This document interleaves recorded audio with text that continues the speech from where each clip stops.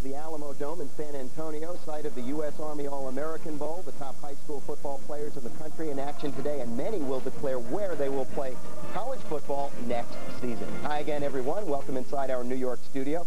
We'll get you out to San Antonio in just a moment. 3 hours from now, the NFL playoffs get underway right here on NBC. Football night in America will set the table. And then at 4:30 Eastern, it's an AFC wildcard game. Kansas City visiting Indianapolis. Game 2 of the doubleheader, 8 o'clock Eastern. It's over to the NFC for Dallas and Seattle. Well, the Seahawks made it to Super Bowl 40 last year, losing to Bill Cowher's Steelers. Pittsburgh just 8-8 this year, and yesterday Cowher resigned from the team he coached for 15 years. Today I sit here and I say to you that while I wish the Pittsburgh Steelers nothing but the best, I've given a lot of thought to this decision. And it is right now the best thing for me and my family at this time. And I gotta be honest with you, I'm looking forward to it. So there are now 5 NFL teams looking for a head coach. Saban and Cowher left voluntarily. Green, Moore, and Shell were asked to leave. Well, one person we feel certain won't be looking for a job next year, that's Saints coach Sean Payton. Just his first year as an NFL coach, he has been named the Coach of the Year in the league. And one other piece of NFL news, Titans general manager Floyd Reese has resigned reportedly under pressure. Reese, remember, was the man who drafted Vince Young. Although he had argued against it, he departs after 21 seasons with the organization, the last 13 as general manager. And for all the latest on the NFL playoffs, go online to NBCSports.com. Check out John Madden's mailbag and get the coach's thoughts on Wild Card Weekend. It's all at NBCSports.com. Right now, it's off to San Antonio for the U.S. Army All-American Bowl. We'll see you at halftime. This has been the ADT NBC Sports Update. ADT Security Services, the world leader in home and business security. For the final time in their careers, the best high school players in America will square off as East meets West in the U.S. Army All-American Bowl. They are the stars of Friday nights, shining across the country under the lights. Their high school lockers are now a place of the past, the nation's top college programs, the face of their future. For these high school stars, the weekend is their new workplace, their new home, where Army Bowl alum have already made their marks.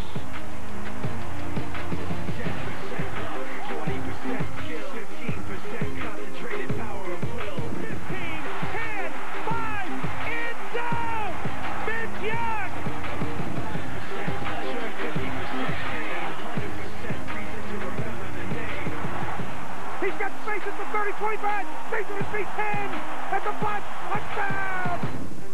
Today's stars come ready to declare. With the nation's bravest looking on, the best seniors take center stage.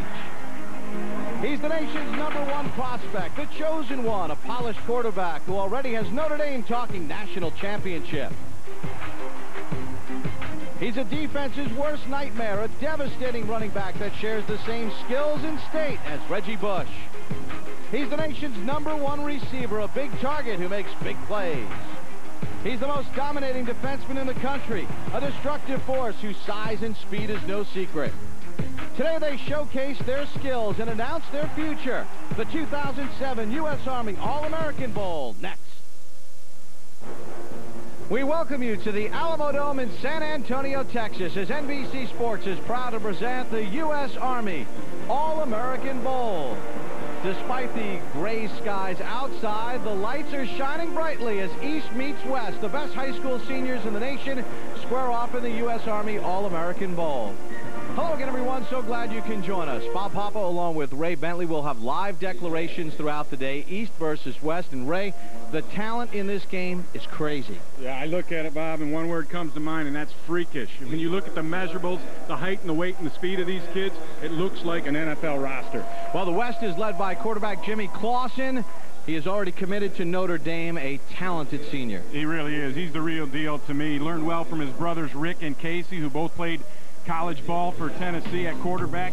Been groomed from an early age. He's got great feet, presence in the pocket, the rocket arm that you see there. He can throw on the run, very accurate, the whole package. And the thing I like, when we spoke with him, Bob, to me, he was a very humble, grounded kid. And maybe you don't hear that from everybody, but I believe that. He's ready to go, and he's standing by with Marty Snyder. And Bobby comes into this game as the #1 player in the nation, as you said, committed to Notre Dame. There are a lot of expectations and pressure on you. Big article in the New York Times today. At 19, are you ready to shoulder all of that? Yes, I am. You know, it's kind of hard, but, you know, my family keeps me level-headed, and, you know, I'm just having a great time out here. There are 7 Notre Dame players playing in the game today. How's that bonding process gone this week? It's been great. You know, getting to know these guys, it's just been a great experience, and, you know, hopefully all of us do well today and, you know, have great careers. You're in number 8 today. We're used to seeing you in the number 7, so how did this jersey thing happen? Well, they lost my number 7 jersey, and they gave me this one, so I got to wear this one. You got to look for him in the number 8 jersey. And Bob, the jersey, very tight. He's a little upset about that. The jersey, a little tough to breathe in that one, Bob. Well, he won't have his number 7, but Noel Devine from North Fort Myers, Florida, will wear number 7 for the East, a talented running back. Yeah, he is a special talent. You watch film on him, and it just is amazing. To me, he's a smaller version of Barry Sanders, only about 170 pounds, but he'll run it up in there. He's got the best spin move that I've ever seen. He cuts back, he won't go down, averages 11 yards a carry. He's an amazing one. And joining us, as always, in the booth is Tom Lemming. Tom, we have live declarations and the best high school talent in America on the field today. Well, Bob, this is without a doubt the most talented group of high school football players ever put together. You got John Clay, a high school version of Jim Brown, a terrific running back. You also got Chris Little, 370 pounds from South Georgia, one of the top left tackles in the nation. Chris Donald, a linebacker from Huntington, Tennessee. This guy can run a 4.4, and he benches close to 400 pounds. And we are set for our first live declaration from Union High School in Tulsa, Oklahoma. Matt Romine is ready to declare. He's with Otis Livingston. That's right, Bob. A big decision for a really big guy. Matt Romine didn't give up a sack in his senior season. You've narrowed it down to Oklahoma, Notre Dame, and Miami. Which is going to be? I'll pick Notre Dame. All right, Jamie Newberg could be the start of a big day for Charlie Weiss and the Fighting Irish. It certainly could. As Notre Dame checks in at number 7 right now in the Scout.com team rankings, and it's an offensive star class. We saw Matt Romine there. We talked to Jimmy Clausen earlier. How about Armando Allen headed to South Bend? Wide receivers Greg Little, Duval Kamara, and tight end Mike Ragone. Where's the defense? That's what we're going to find out today. Michael Williams, Lorenzo Edwards, Chris Donald, Ben Martin, defensive stars in this game. Could it be Notre Dame? They'll make their selections. All right, if you have questions for Jamie throughout the course of the day, go to All-American Game at NBCSports.com. The East is in the black, the West is in the white. The East will kick off. Julio Moraga will boot it for the East. From Homestead, Florida, Mike Williams and Marshall Jones back deep. This will be Mike Williams. He averaged 48 yards a return this season. And he takes it up to the 32-yard line before he's tackled on the play, a 25-yard return. So Jimmy Clausen going to Notre Dame from Oaks Christian Westlake Village in California. 49 touchdown passes, a remarkable record as the starting quarterback in high school, Ray. Yeah, it's an amazing thing to me as we check the lineups. Jimmy Clausen never lost a high school football game, 43-0 as a starter.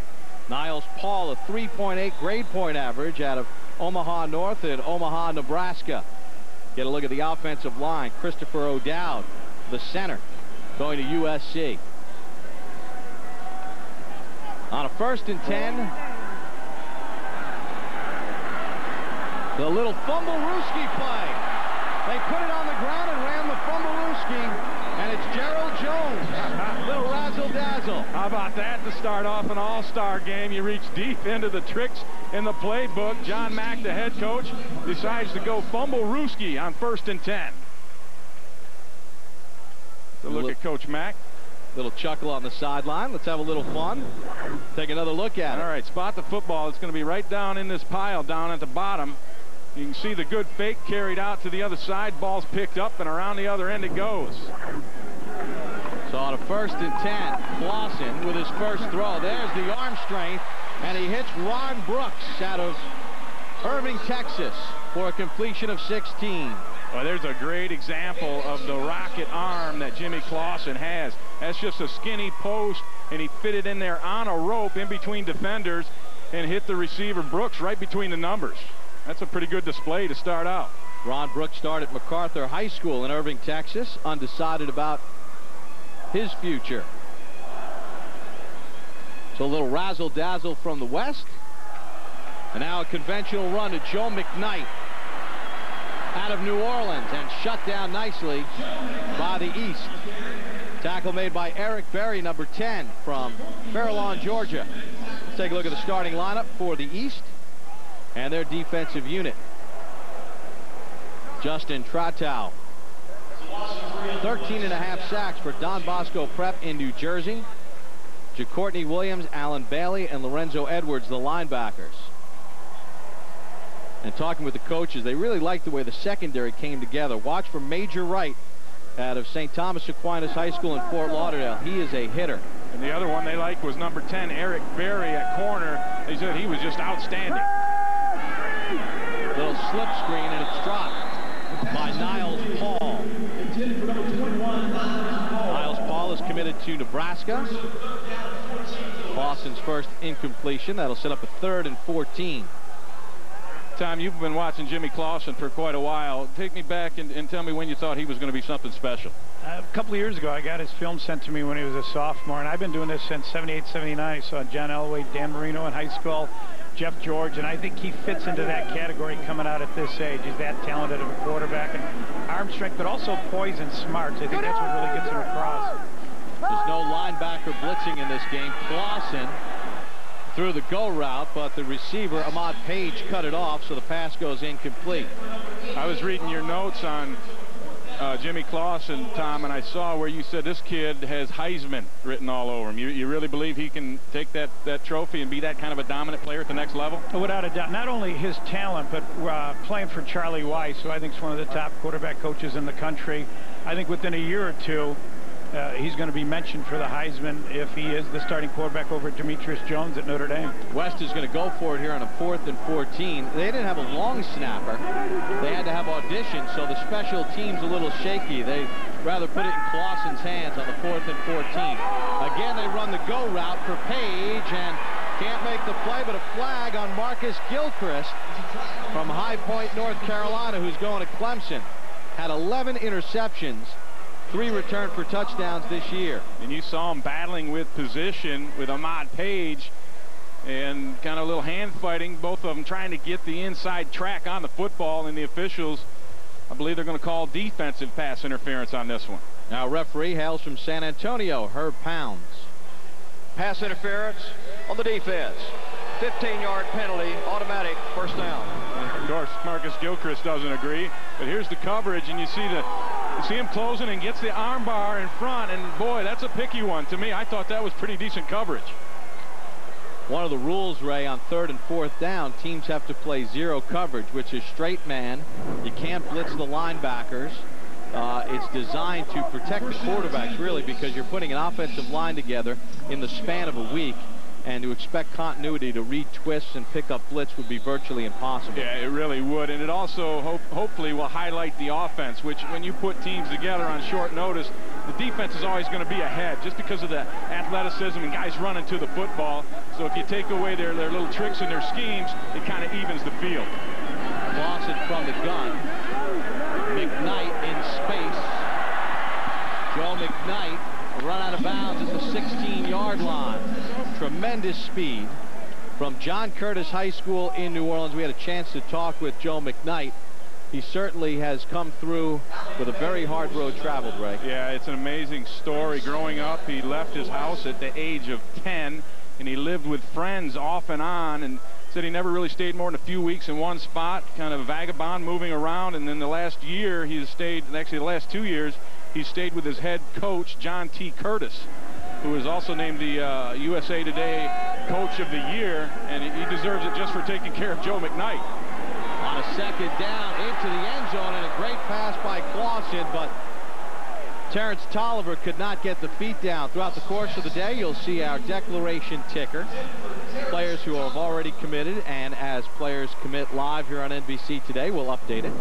Boy, this is an example of the throw that Jimmy Clausen can make. This is a hard throw right in the corner of the end zone. He drops it perfectly over the defender and into the hands of the receiver, Tolliver. Tolliver's got to learn to get that foot down because that should have been a touchdown.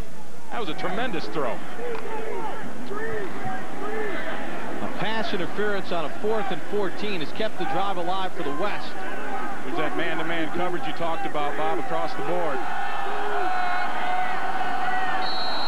Now get some movement on the defensive line. Marvin Austin Jr., number 56 from Washington, D.C., may have jumped the gun. 87 tackles, 17 sacks this season for Austin Jr. Neutral zone infraction on the defense.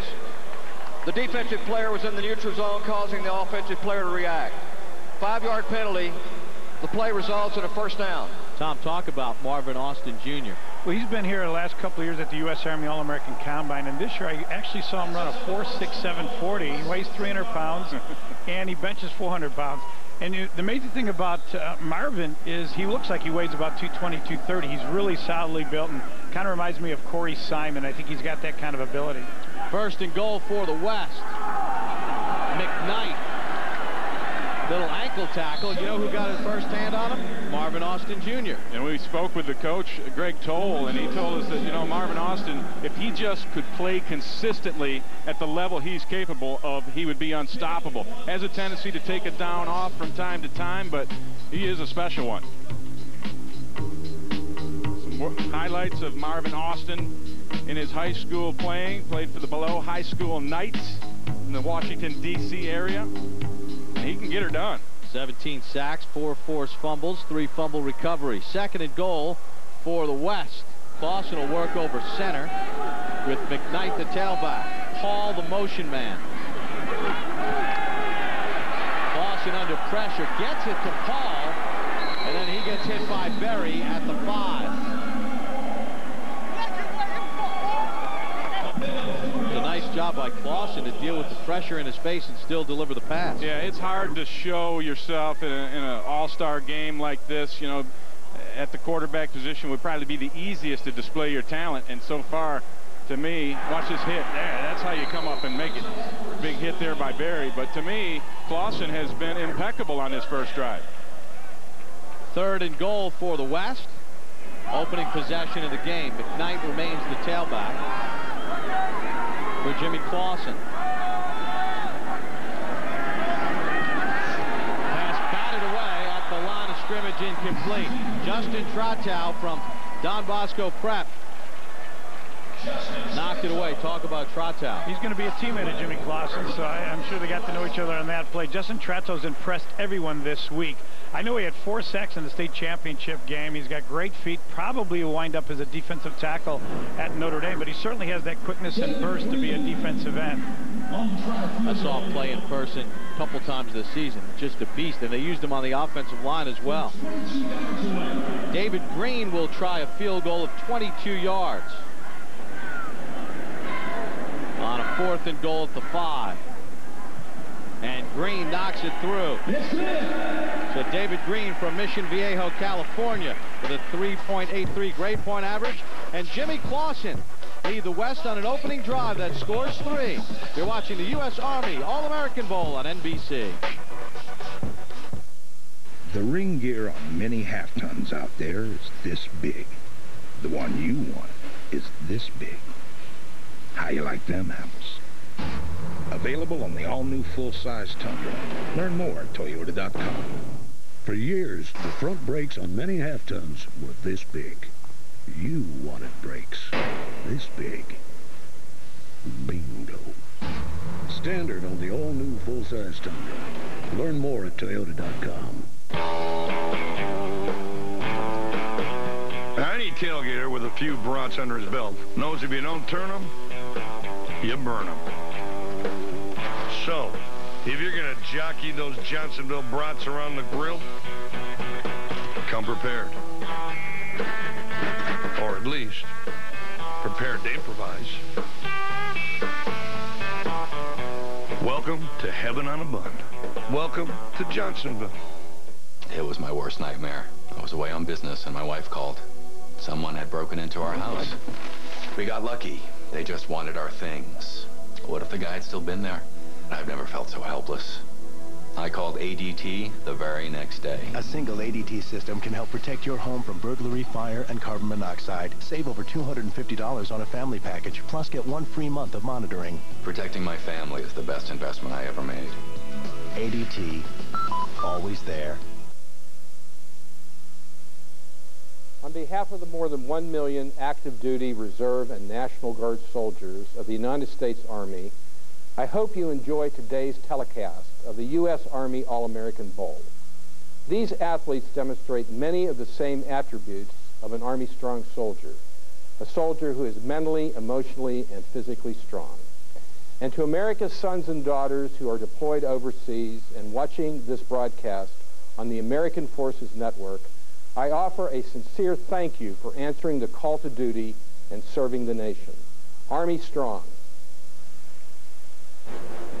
The 2007 U.S. Army All-American Bowl is brought to you by the United States Army. There's strong, then there's Army strong. Visit GoArmy.com.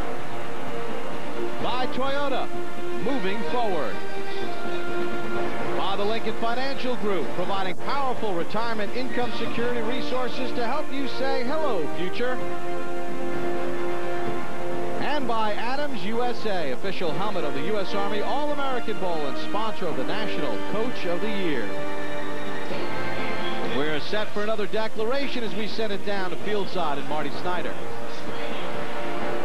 I will tell you, Bob, Chris Little is anything but little. 6'5", 325 pounds, an offensive lineman out of Georgia. Now you've narrowed your choices down to Notre Dame, Georgia, and Florida State. Who's it going to be, Chris? It's going to be Florida State.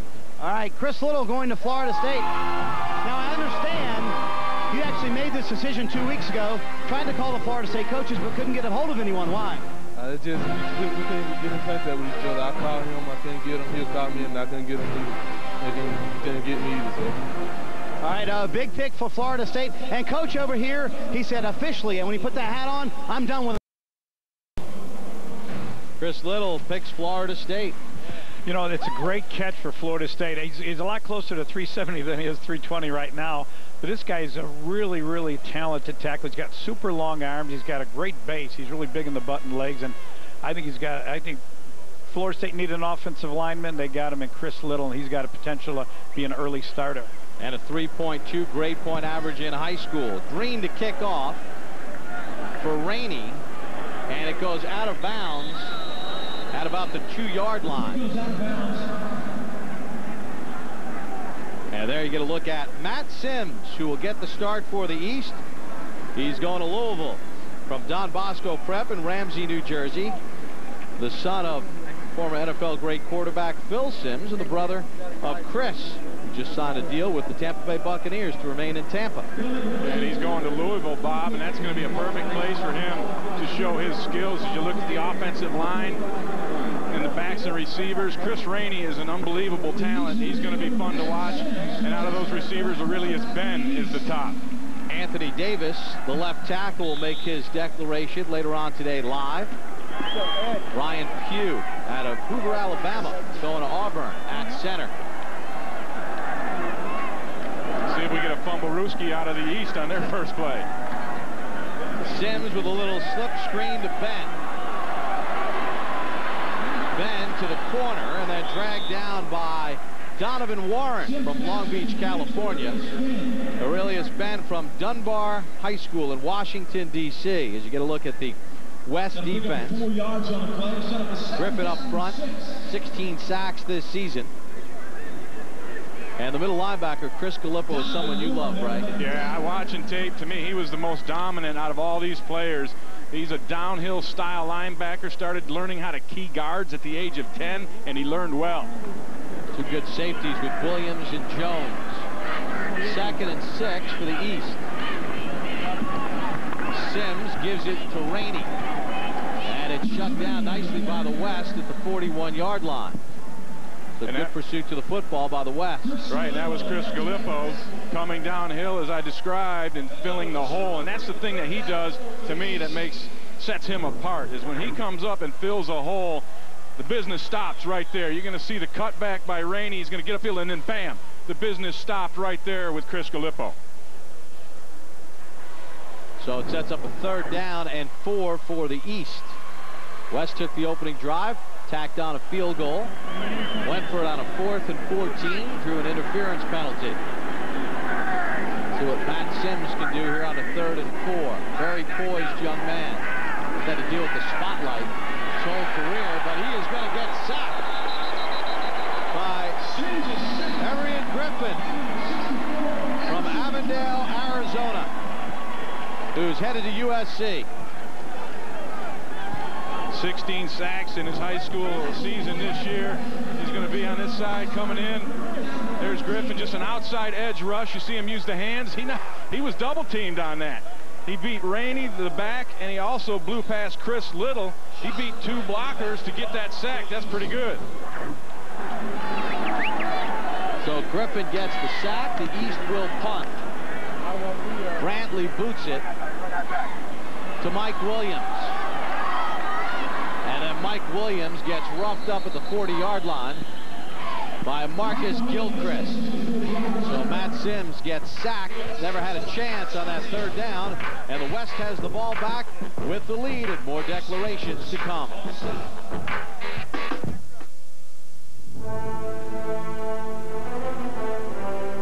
There's strong, and then there's Army strong. It is not just the strength to obey, but the strength to command. Not just strength in numbers, the strength of brothers. Not just the strength to lift, the strength to raise. Not just the strength to get yourself over, the strength to get over yourself. It's more than physical strength. It is emotional strength.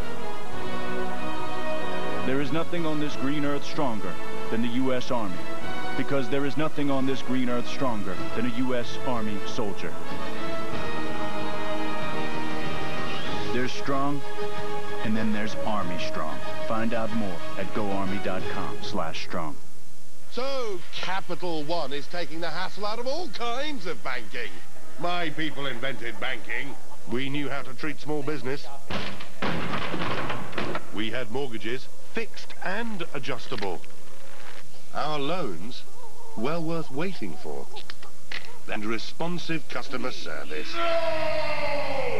Capital One is taking banking out of the dark ages. Now all your banking can be no hassle. What's in your wallet? These dogs can fly, swim, run like the wind, and turn on a dime. The Purina Incredible Dog Challenge. Sunday, noon Eastern, NBC. The world's toughest Cowboys take on the world's toughest city. Hang on tight when the PBR rocks the Big Apple. The PBR New York Invitational, Sunday, 2:30 Eastern, NBC.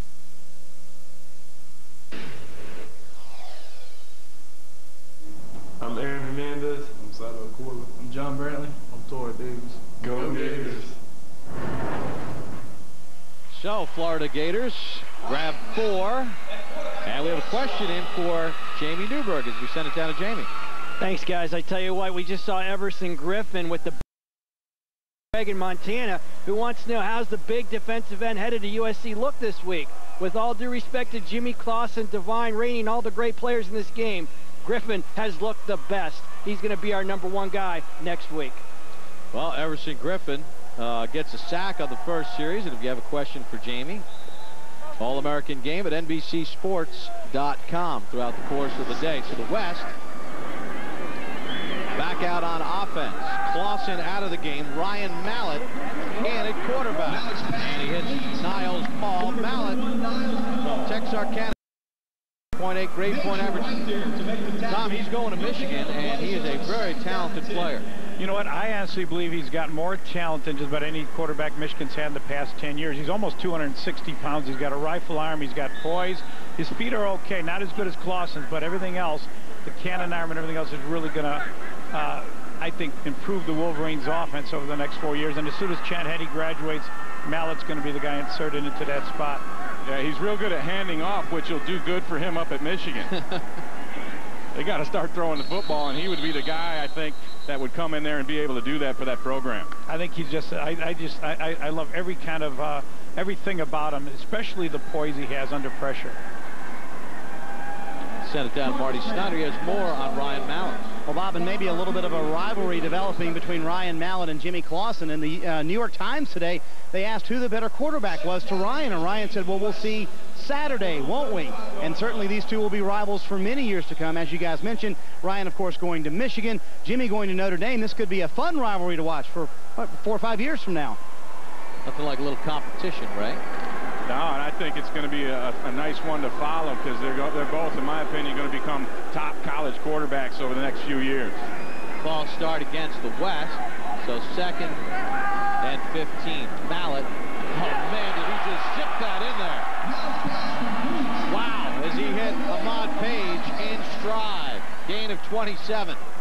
And how about the patience that he had? He waited for that little opening. All he needed was a little seam. And then when he threw the ball, it's on there, on a line right now. Perfect throw. And Ryan Mallett showed you a little bit of what he's capable of right there. You see him hold the ball, wait, and then that quick release, letting it go on perfect target. And how about Matt Romine, number 77 on the offensive line, who declared live earlier to Notre Dame. He gave him a tremendous passing lane. He doesn't need much of a lane at 6'7". He throws over the top of lanes. On a 1st and 10, Travis Lewis from right here in San Antonio, Texas. He's going to Nebraska, Lee High School.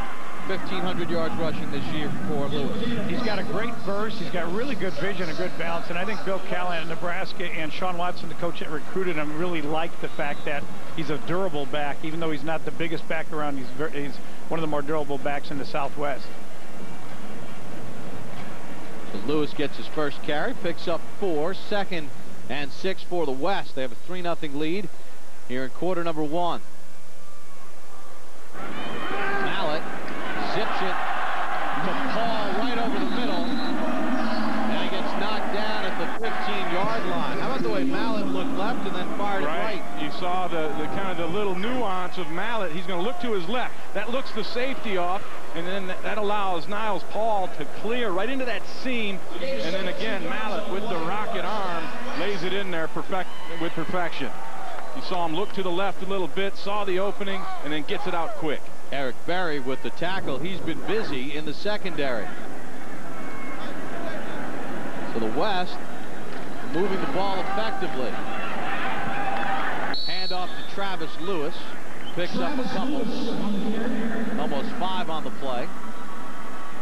Middle linebacker Alan Bailey came up and made that stop. He's an interesting prospect at 6'3", 260 pounds. The question is whether or not he'll be putting his hand in the dirt when he goes to the college level, Tom. He doesn't want to. The school that gets him, eventually is going to have to promise him he's going to stay at inside linebacker, even though he could wind up 280 and 290 pounds in the next year or two.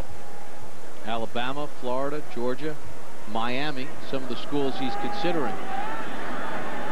McKnight back in at tailback for the West. Mallett for Paul, and knocked away from Paul. That was Major Wright. You know, I had a chance to talk with Chris Carter, the outstanding wide receiver who will eventually go to the Pro Football Hall of Fame. He's a coach at that St. Thomas Aquinas school in Florida where Major Wright comes from. He says there's no harder hitter in the country than Major Wright. Without a doubt. His head coach, George Smith, had told me that he might be the finest athlete that school's ever produced, and they've had Michael Irvin come out of that school. He reminds me of a high school version of Jack Tatum. Last year they had Dan Wegener and Sam Young, the 2 offensive linemen who went to Notre Dame in this game from that school. That's right, so it's a very, very talented school. 3rd and 5. Mallett looking for Tolliver. Can't make the catch. He was locked up. Boy, Tolliver now, he dropped 2 touchdown passes. Very easily could have had that one. Caught one earlier, but didn't get his foot down. He's got to make this catch. Good coverage on this by Gary Gray, forcing him outside, then looking back for the ball. He's right where he should be. I guess if he'd have caught that one, it'd have been pretty spectacular. Yeah. Gray used the arm bar pretty nicely. Gray is on his way to Notre Dame. Notre Dame's Columbia, got a few, South Carolina. Excuse me, Bob. They've got a few defensive players coming in as well. Green from 28 yards, Mallett to hold. Filippo, the long snapper, he gets it back, and Green's able to knock it through. So David Green has accounted for the scoring for the West. They have a 6-0 lead over the East on the U.S. Army All-American Bowl on NBC.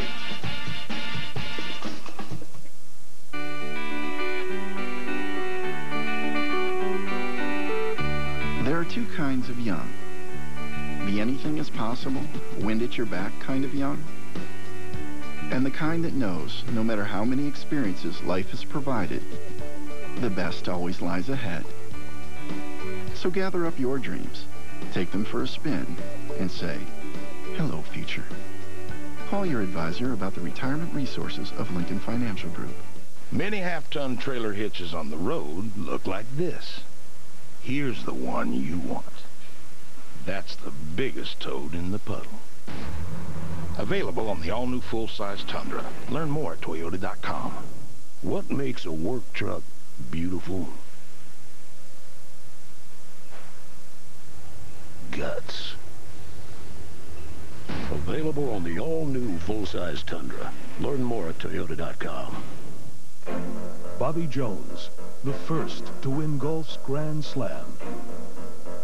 Byron Nelson, the first to win 11 straight tournaments. Arnold Palmer, the first to break the $1 million plateau. Jack Nicklaus, the first to win 18 majors. But who will be first to be crowned the season-long champion and take home the FedEx Cup? The game of the week. Penguins, Flyers, Crosby, the next Gretzky. Crosby makes a fade. Malkin, the next Lemieux. Here he comes. Hockey's next superstars. This time on the same team. Penguins, Flyers, the game of the week. Next Saturday, 2 Eastern on NBC. Matt Romine in the West with a 6-0 lead over the East at the U.S. Army All-American Bowl as we get set for another declaration as we send it down to the field, and Marty Snyder. And Bob, I've tracked down the Barkdale family. We have Joseph, Rita, and of course Joseph, the young man who's 6'5", 315 pounds, with 4.7 speed and also a 3.5 GPA. So you know he was highly recruited. We have it narrowed down to Michigan State, Ohio State, and LSU. Who's it going to be, Joseph? Well, you know, after talking to my family and weighing out my options, we've come to a decision that I'm going to be attending the University of LSU. LSU, the Tigers, a big pick for Les Miles and his football team. Mom, you ready to make all those trips from Michigan to Louisiana? We're going to have to find a way somehow to get there for those games. Let me also add, he is a member of the National Honor Society. All right, perhaps a surprise for LSU. Jamie, what's your thoughts on this? I'm a little surprised, but I agree with, you know, we started hearing about this last week or so, but, you know, you're going to watch some teams make moves over the next 3 weeks. LSU will be one, and they should land in the top 5 or higher before it's all said and done, with guys like Barksdale, Luther Davis coming up in the second half, Joe McKnight, Christian Scott, Terrence Tolliver, Chad Jones, a lot of big names LSU's got a great shot at getting. Tom, your reaction? This is the biggest shock for me, only because his mom had told me most of the year that he was she wanted him to stay close to home. Rainey on the return. Takes it out to the 27-yard line for the East. So Joseph Barksdale, who's kept everybody loose on the East side, keeps the coaches loose and selects LSU in a bit of a surprise. More live declarations still to come. They can be aviation electricians, pharmacists, computer technicians, but no matter which path they choose, they all start right here. I did all my research, and I can get money for college. If your son or daughter wants to talk about the Army, listen. You made them strong. We'll make them Army strong. To learn more about the Army's 150 different career opportunities, visit GoArmy.com. There she goes, one that got away. You see the way she was looking at me? You're not going to believe this one. Let me take take you back to what happened. Why do I care? I mean, he's a loser. I can't believe I won. I can't believe it. I didn't mean to spill coffee. It was hot. How could I blow that? It's never, never, never enough. Yeah! Sorry, I shouldn't have done that. I'm sorry. I'm not mad at you. Thank you. I'm starving. You want to go, get, some Chinese or something like that? Preston, use the fork I taught you to use. Dessert. Fish. Talk to your son. Preston Weatherby? Rich Eisen! You're going to the Super Bowl with an NFL player. Yes! And you can take your mom and dad. Log on to NFLRush.com for your chance to win a trip to the Super Bowl. Going to the Super Bowl. Go. Can I take someone else? Wild Card Saturday. Lights, camera, action. Can the Colts stop LJ? Can the Chiefs stop Peyton? Running back versus passer. Bennett Knight. The outspoken receiver. The new sensation at quarterback. The ever-demanding coach. Cowboys, Seahawks. Coming up next. Welcome back to the Alamo Dome in San Antonio, Texas, the U.S. Army All-American Bowl. The West on the strength of 2 field goals with a 3-0 lead over the East. And a new quarterback for the East is Willie Korn from Duncan, South Carolina. He's going to Clemson. 3.8 grade point average, got 1,000 on his SATs, 39 touchdown passes. He graduated in December, so he'll be enrolling at Clemson here in the next week or so and get an early start in his career there. Matt Sims got 1 series. They run the double reverse, and the West was not fooled. They tried to get it to Tyrod Taylor, who's also a quarterback, who was in at wide receiver, and Curtis Brown, and Chris Gallipo busted the play up.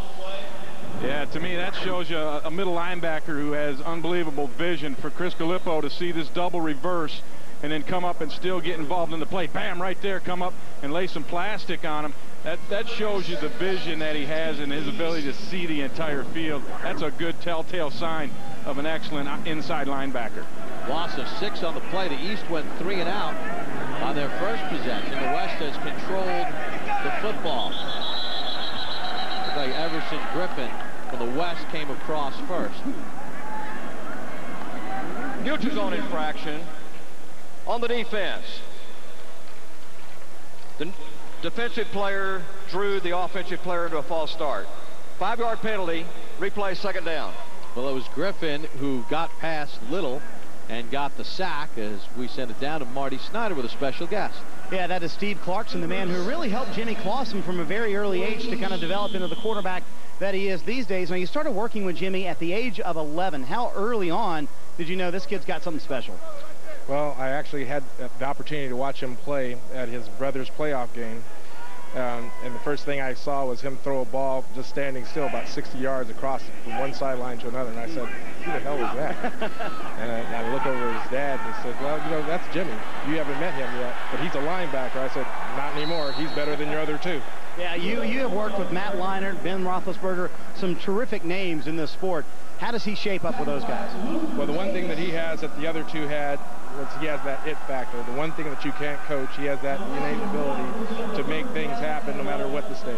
I know you've worked with the guys here this week, but Jimmy said he would not be here this week if it weren't for you. How does that make you feel? Well, obviously, I mean, you do this as long as I have. You develop special relationships, and obviously we have one. Well, that's very good. And I understand you have a new camp coming up for quarterbacks this summer, correct? Yes, actually, we've merged. Air 7 has merged with the makers of the U.S. Army All-American Bowl, which is SportsLink. And we are going to be, we'll have camps across the country in California, Texas, New Jersey, and Pennsylvania, and starting this spring March. Ray, we should have hooked you up with Steve Clarkson early on in your career. Maybe you could have made the transition from linebacker to quarterback. How's your arm, Raymond, these days? It's not quite as good as it used to be. And I did actually play quarterback in high school, Marty, but I think I made the good decision in being a linebacker. Stick with linebacker, right? Exactly. Yeah, exactly right. Well, I'll tell you one thing. Ray is salivating over the play of Chris Gallipo, who just busted up that screen to Robert Hughes, and Gallipo was a one-man wrecking crew in that series for the West defense. 4 tackles already by Gallipo. Brantley, who also plays quarterback, on the punt. Muff Stephon Francois nearly lost control, but he got it back, and the West will have good field position at their own 39-yard line. You know, the talk coming into this game, people were saying that the East squad looked better in practice. I think that's a product of the fact that they hit a lot more in practice, and so people didn't really get to see what this West team was capable of. But so far, they've been dominant here in the first quarter. And Clausen comes back into the ball game on what should be the final play of the first. Clausen got the first series, Mallett the second. Clausen, wide open Brooks. Took a big hit, but he's got a first down. Gain of 18, so Jimmy Clausen and Ryan Mallett have each engineered field goal drives, and right now the West, after one, with a 6-0 lead over the East in the U.S. Army All-American Bowl. More live declarations still to come. The premiere of the new NBC Sunday starts with a special Deal or No Deal. Then it's the premiere of Grease, You're the One That I Want, where you pick the leads. And the premiere of The Apprentice LA, where the winners live in a mansion and the losers intense. The premiere of the all-new Sunday starts at an early time, 7/6 Central on NBC. Watch out, that hot dish can slip, causing a big mess. You need the UGG Glove, now with non-slip silicone grips for great protection and control from the oven to the stove. It's made from the same flame-resistant material used by firefighters, Nomex and Kevlar by DuPont. This tough material resists intense heat up to 540 degrees. The UGG Glove is perfect for the barbecue or hot jobs around the house, even arranging logs in the fireplace. The UGG Glove, now with non-slip silicone grips. Available at Target, CVS, Rite Aid, and Brooks. Have you looked at your car's finish lately? Maybe it's time to get it painted. And now's the best time because Maaco is having a sale. At Maaco, you'll get a quality paint finish and a great deal. Best of all, Maaco will get the job done fast. Hurry and call today. For a limited time only, get half off our popular presidential paint package. If it's time to paint your car, visit your local Maaco Cosmovision specialist today.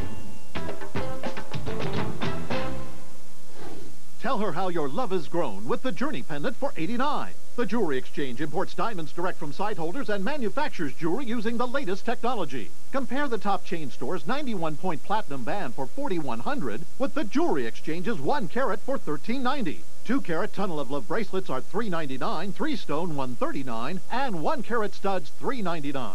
The Jewelry Exchange guarantees their jewelry to appraise for double. Buy factory direct and save. The Jewelry Exchange in Sudbury.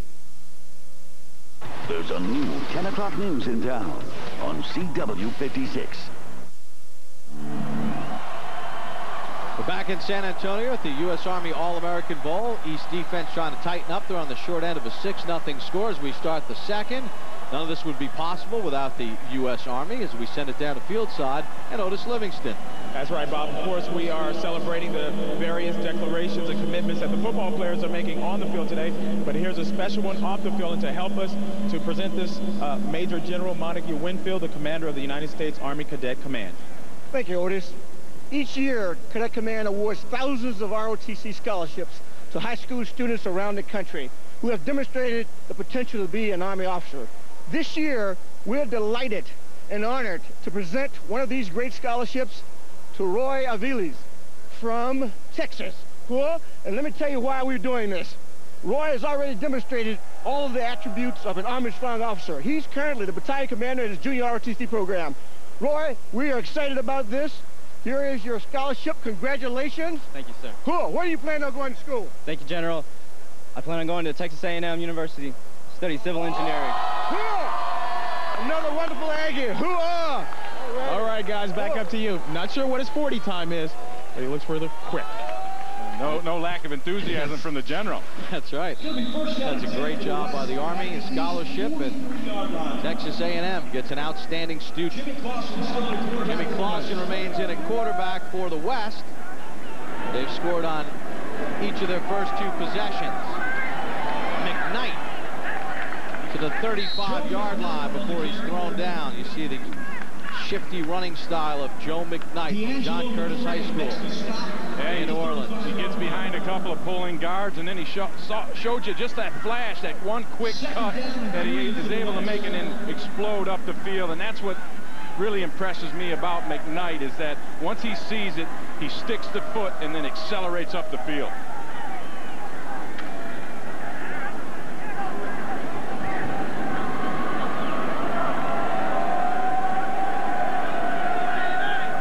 So on a 2nd and 2, Nick Fanuzzi from San Antonio in at quarterback. And he hands it off to John Clay, who powers for a first down. John Clay from Racine, Wisconsin. You get a look at Nick Fanuzzi, number 2. He's going to Miami from Churchill High School right here in San Antonio. And Tom, you mentioned at the top, you compared John Clay to Jim Brown. And that's what he told us. He said he loves to just kind of slunk back to the huddle like Jim Brown used to do and get himself geared up. And he's a one-cut type of back, but that's the guy that he studies and wants to emulate. Yeah, and he runs a 10-800 meters average, 12.5-yard carry as a junior, only 9 yards a carry as a senior. He lost his whole offensive line. Fanuzzi sending it deep, and it's intercepted. Eugene Clifford out of Cincinnati, Ohio, who's going to Ohio State with a spectacular play to force the turnover. The ball a little underthrown by Fanuzzi, and that allowed Eugene Clifford right up here to go ahead and get this done. You see, he had the separation. There was a little bit of separation there, a little bit underthrown, and Eugene Clifford shows you his ability to get up there and make a play on a football. Well, the East needed a spark, and they get it from the defense on Eugene Clifford's interception. Now can they manufacture some points? Hey, I'm John. And I'm JJ. And we're here at the Toyota Team Challenge Final. San Antonio, Texas. High school teams from across the country have been competing to win a brand new Toyota Tundra. And the competition has been pretty sick. And now, Levi Kuhn from Enid, Oklahoma. And good, we've got a winner! Levi Kuhn! Congratulations to you, Levi Kuhn. You really owned it out there, and these keys go to you. Well, my credit card miles expired, but don't worry, Daddy's got a plan. Orlando, here we come! Is there meal service on this flight? Oh, yummy! Who wants some? Hang on! Boll weevils! Isn't this fun? We should have switched to Capital One. Get Capital One's no hassle rewards with no miles expiration or earn caps and no blackout dates. Oh, that's different! What's in your wallet?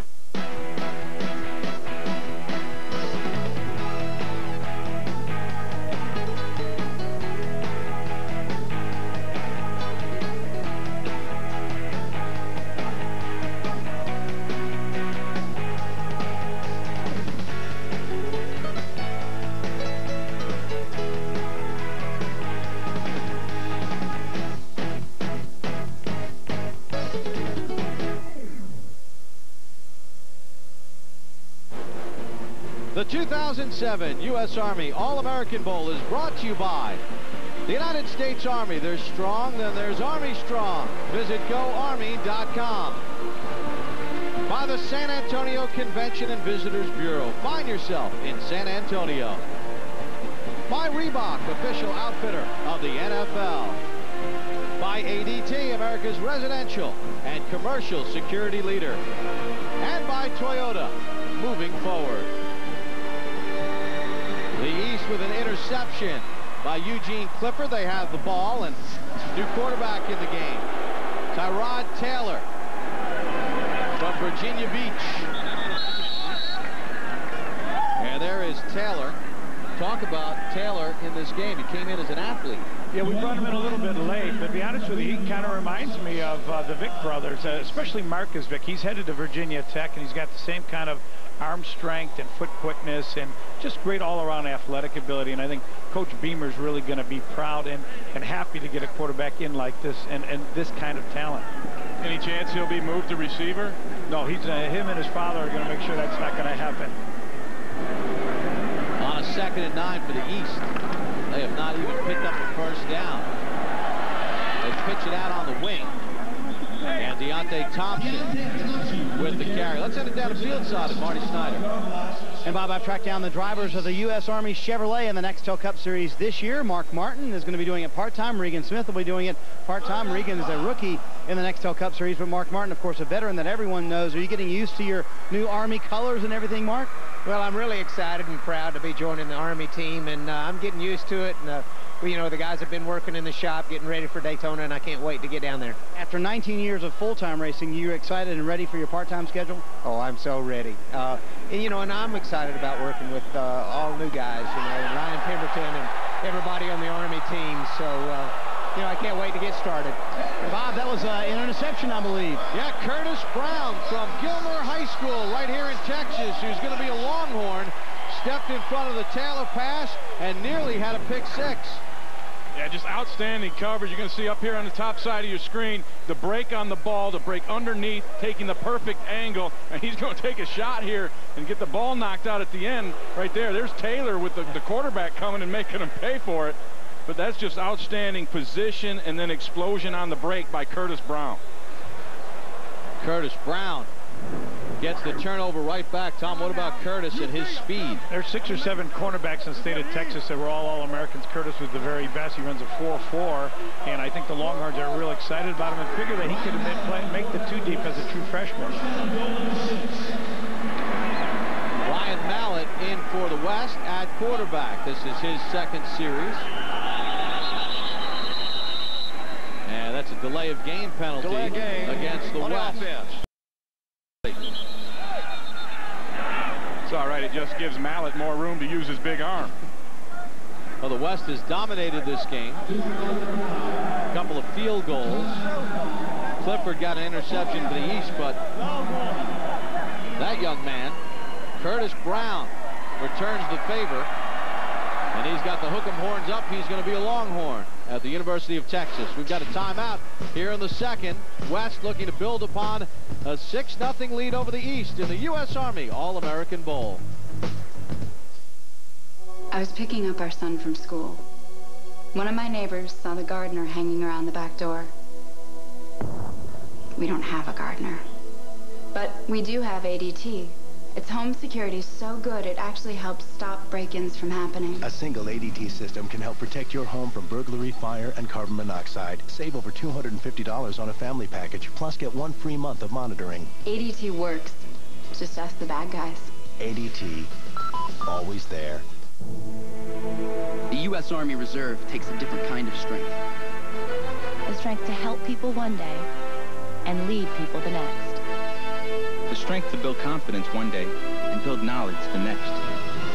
The strength to improve your country one day and your career the next. The strength to be both a citizen and a soldier in the U.S. Army Reserve. There's strong, and then there's Army Strong. Find out more about the Army Reserve at GoArmyReserve.com. You've seen the top show dogs at the National Dog Show. Now there's finally a show for any dog, any breed, even if you don't know your breed. It's Dog Show USA, presented by Purina, and it's easy to enter. Enter your dog online or by mail. Top dog and owner win a trip to the National Dog Show in Philadelphia. Plus, enter for a chance to win a trip to Universal Orlando Resort and to stay in the pet-friendly Hard Rock Hotel. Log on to DogShowUSA.com and click Enter your dog. I've been trying to locate them. Not everyone who has these abilities deserves them. Are you on the list? Who's on that list is a matter of grave importance. After traveling more than 15,000 miles in the last 3 weeks, John Walters' College Bonanza is almost complete, but not before he settled down at the National Championship game on NBCSports.com. It's the U.S. Army All-American Bowl from San Antonio, Texas. On behalf of our whole crew, I'll say thank you to the men and women serving in the U.S. Army, defending democracy around the world for the great job that they do. Time for another declaration as we send it down to Otis Livingston. That's right, Bob. I know what it means now about a mammoth presence in the center, a great run stuffer. Simi Feely, 6'4", 315-pound defensive tackle out of Salt Lake City. I see you narrowed it down to Utah, Oregon, and Oklahoma State. What's it going to be? Oregon. The Duck. Oregon known for offense. Why did you decide to go there? I felt really comfortable there. They said I'll be able to play right off the bat, play some big-time defense. I'm ready to go. Go Ducks! Woo! Woo! All right, Jamie Newberg, what does this mean for the Ducks? I tell you what, they're losing some big guys up front, but Feely and fellow teammate in this game, Miles Wade, both headed to Oregon. I like what Blotty's doing. 12 big-time defensive prospects headed to the University of Oregon. Number 22 in the country right now. Congratulations. All right, Jamie, and Simi Feely, the cousin of Haloti Ngata, who played in this game. Outstanding rookie year with the Baltimore Ravens, who won the AFC North this year. Mallett to the end zone, and he can't hook up with Ron Brooks. I got one more note on Simi Feely. He bench pressed 185 pounds, 73 reps. It's like, you know, do a few, send out for some coffee, a few more. That's just an amazing number. Here's another note on him. He won the eating contest a couple of days ago, which is no surprise, but this guy could put it away. And he's one of the nicest kids I've ever met. He's my favorite for this year, just always with a smile on his face, and plays a little bit back on his heels, but I think once he gets properly coached in college, he could become a dominating defensive tackle. Right now, Ryan Mallett and the West dominating the East, a 6-0 lead. Mallett's going to keep it. And Mallett gets knocked out at the 2. Well, you don't think of Mallett and running. Right, if there's any knock on Mallett, it is his lack of ability to run. But they run a little fake handoff there, and he takes off, and he's kind of flat-footing it over to the corner of the end zone, but that's not going to be what the University of Michigan is going to ask Ryan Mallett to do. He's going to sit back and throw the football and hand it off to their talented backs. Gary Gray made the tackle at the 2-yard line. So 3rd and goal for the West. Got to give the East defense credit. They have been very good in the red zone, just forcing a couple of field goals so far. McKnight, the tailback. McKnight, touchdown.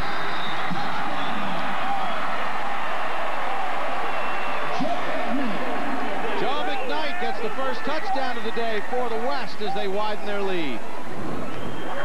Going to see him run off tackle following the fullback's block. That's Blaine Irby. He actually had to break Irby's tackle before he got into the end zone.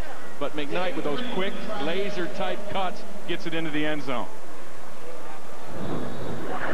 So the West converts the Brown interception into a touchdown. Now the West getting one more special teams player on as David Green gets set for the extra point. Mallett to hold. And Green knocks it through. So Joe McKnight just followed his block and found the hole. And right now the West controlling the East. Here in the second quarter of the U.S. Army All-American Bowl on NBC.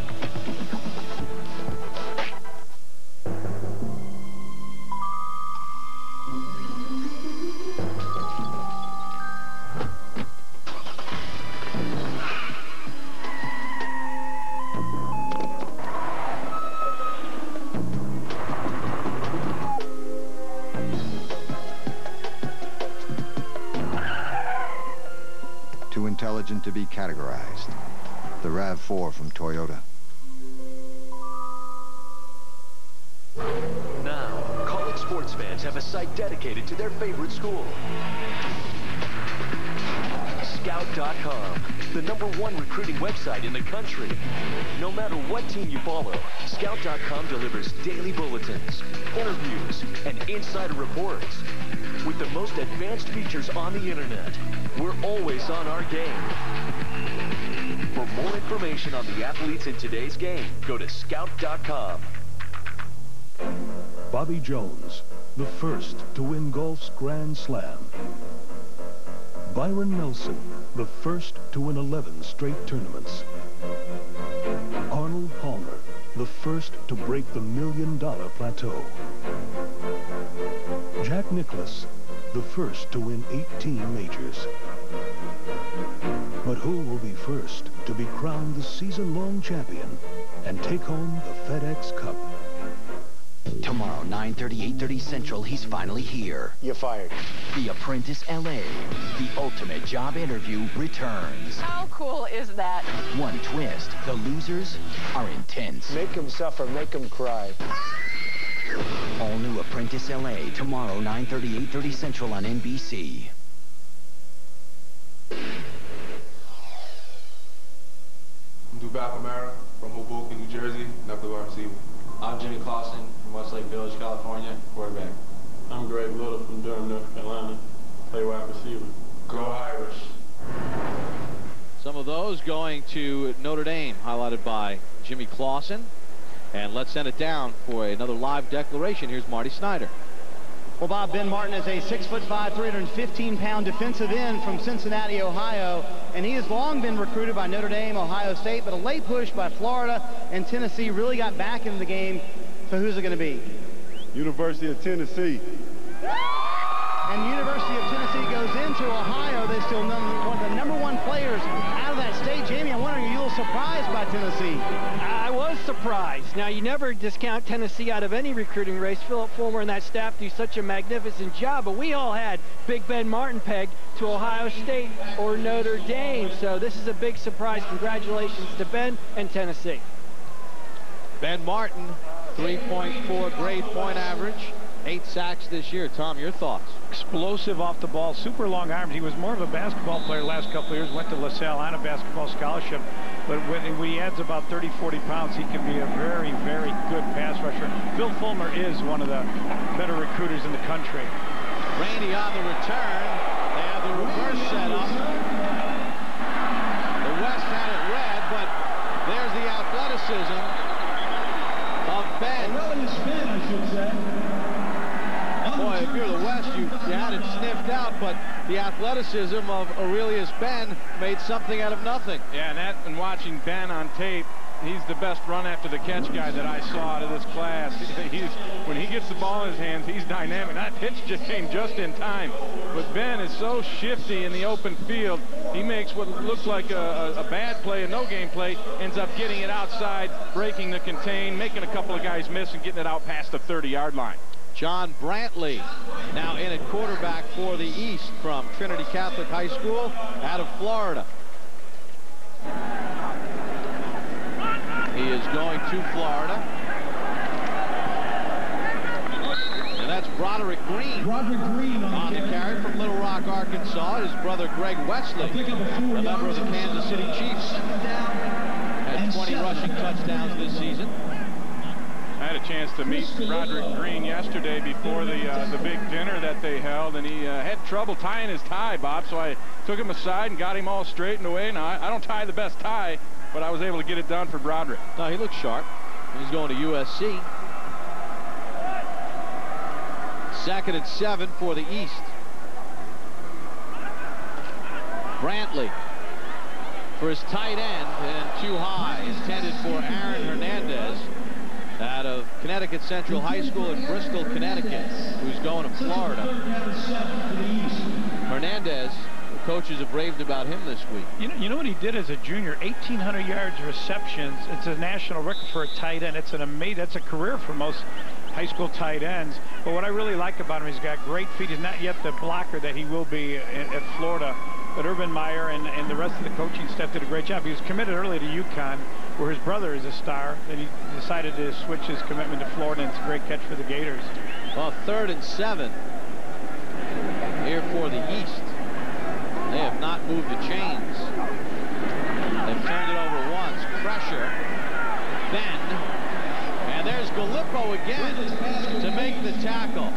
What a game by Chris Gallipo, the middle linebacker out of Anaheim, California. Well, you hear the term, a guy that plays sideline to sideline, and that's Chris Gallipo. Good pressure there. The ball gets away, but that's the 6th tackle so far on Gallipo, or by Gallipo. You know, this is wild card weekend on NBC with Kansas City playing in Indianapolis and Dallas and Seattle. If a pass rusher puts their hand on the quarterback's face like we just saw, that's 15 yards and a first down. Most of the time. Sometimes they don't catch it. They catch most of them on the QB. Brantley boots it. And a fair fair catch called for by Mike Williams The fair catch is made at the 38-yard line. Well, Brantley couldn't move the chains. U.S. Army enjoying things, and so are the West. They have the lead here in the second.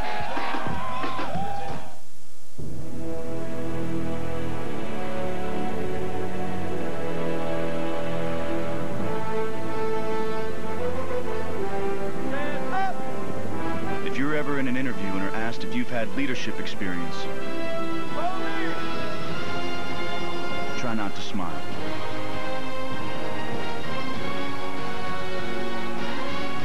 There's strong, and then there's Army Strong. Find out more at goarmy.com/strong. USA Football is a non-profit organization that supports youth football leagues and the volunteers behind them. The parents and teachers and coaches who love the game and do whatever it takes to give kids the chance to love it too. USA Football provides support with coaching, officiating, administration, and health and safety. For more information on all the ways we can help you build your youth program, go to usafootball.com.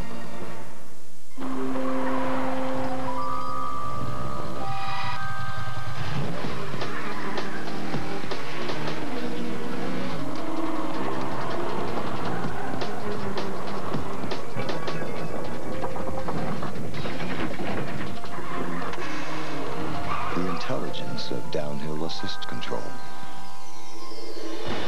The RAV4 from Toyota. Wild Card Saturday. Lights, camera, action. 2 games. Here we go. No tomorrow. From now on, it all counts. It's a Saturday of stars. Who will shine brightest? LJ, Manning, T.O., Romo, Alexander. Wild Card Saturday, coming up next.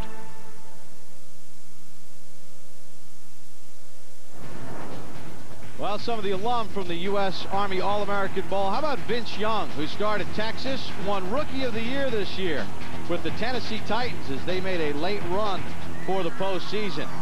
And then there's Reggie Bush from the New Orleans Saints by way of USC.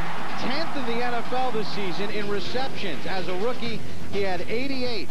He averaged 8.4 yards a catch as we send it down to Jamie Newberg. Yeah, I want to answer a question with what's, I guess, one of the most popular subjects in college football right now. Nick Saban going back to Alabama. How will Coach Saban coming to Alabama affect Crimson Tide recruiting? That's from Ben in Mobile. I tell you what, we'll see what happens over the next couple of weeks because Coach Saban's going to jump on a lot of the top stars, particularly in the Southeast region. He's already got Lance Thompson on staff, Kevin Steele on staff. These guys know how to recruit. But short-term going to be hard because recruiting's about building relationships. Long-term, oh, it's going to be brutal because Alabama will be back recruiting. And if you have a question for Jamie throughout the course of the day, go to All-American Game at NBCSports.com. Travis Lewis on the carry for the West. And Tom, what about the movement of Nick Saban from Miami going to Alabama? As Jamie mentioned, he's got 2 of the top recruiting assistants in the country. Kevin Steele, a fantastic catch for LSU and a tough loss for FSU. But I think Nick himself is a guy who's relentless, aggressive, and never lets up. So LSU's going to get their players this year, and next year going to probably be a top 5-10 team. It's Joe McKnight who has the touchdown for the West. And he gets a nice gain on the play as we send it down to Marty. Well, Bob, now it is time to present the U.S. Army All-American Player of the Year. Here to present that is the Sergeant Major of the Army, I'm sorry, I got the title wrong. Sergeant Major, I did get it right. Kenneth Preston. I want to make sure I got the title right. Yeah, exactly. All right. Hey, Jimmy Costa, hey, congratulations on behalf of the Army presenting you this trophy, and we're very, very proud of you. Jimmy is the Player of the Year. Not a bad hardware. Yeah, thank you. On behalf of the Army, I'd just like to say thank you for this prestigious award. We'll add it to the closet. I think there's about 97 Player of the Year trophies currently in Jimmy's closet, Bob. Well, he's earned it for an outstanding high school career. And if Marty got that title wrong, he was dropping and giving him 20. Yeah. On a 3rd and 1, Vanuzzi in at quarterback. Excellent throw, and it's dropped by Ian Harris, the tight end from San Antonio. Those two played together at Churchill High School here in San Antonio. Well, Ian's had sort of a struggle a little bit as a senior because as a junior, I thought he was one of the premier tight ends in the country. He certainly has the size and the quickness. I think he just needs a little bit more confidence. That didn't help. Now he'll have dreams about that one, especially catching it from Panuzzi, who he's used to. You'd expect him to make that. There's some of the past players of the year. Mitch Mustaine, of course, we saw him last year. Adrian Peterson, of course, at Oklahoma. Chris Leak will play the national championship game next week. Oh, they drew him off. That's going to be a first down, automatic for the West. And then Green got hammered as he got the punt off. It's muffed and bobbled by the East. Got a flag on the play. But the East jumped offside on a 4th and 1.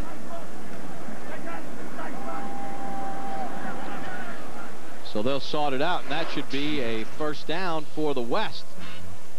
David Green took a lick, got it away, but the East was offside, so the West will keep possession here in the second.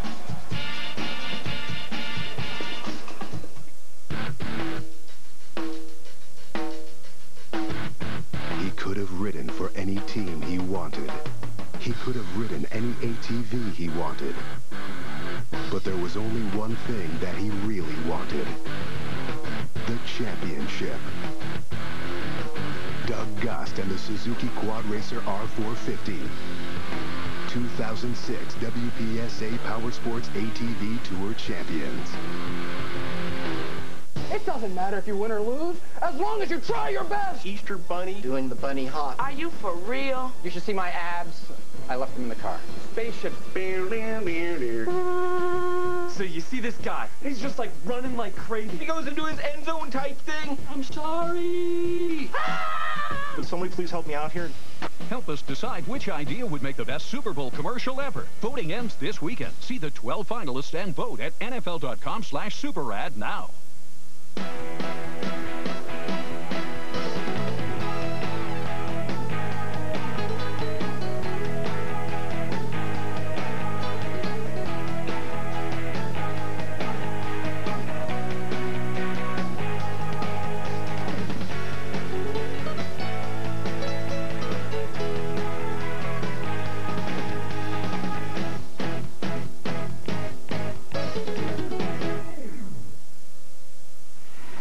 Trying to locate them. Not everyone who has these abilities deserves them.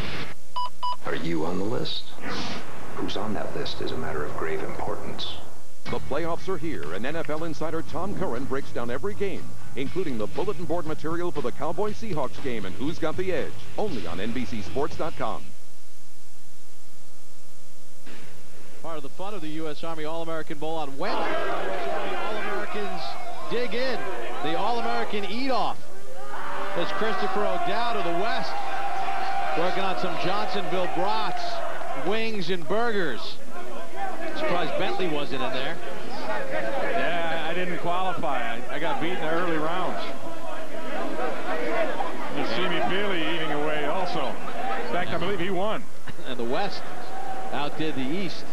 And Christopher O'Dowd in at center. The East was offside on that last punt on a 4th and 1, so Panuzzi and the West remain on offense with a 1st and 10.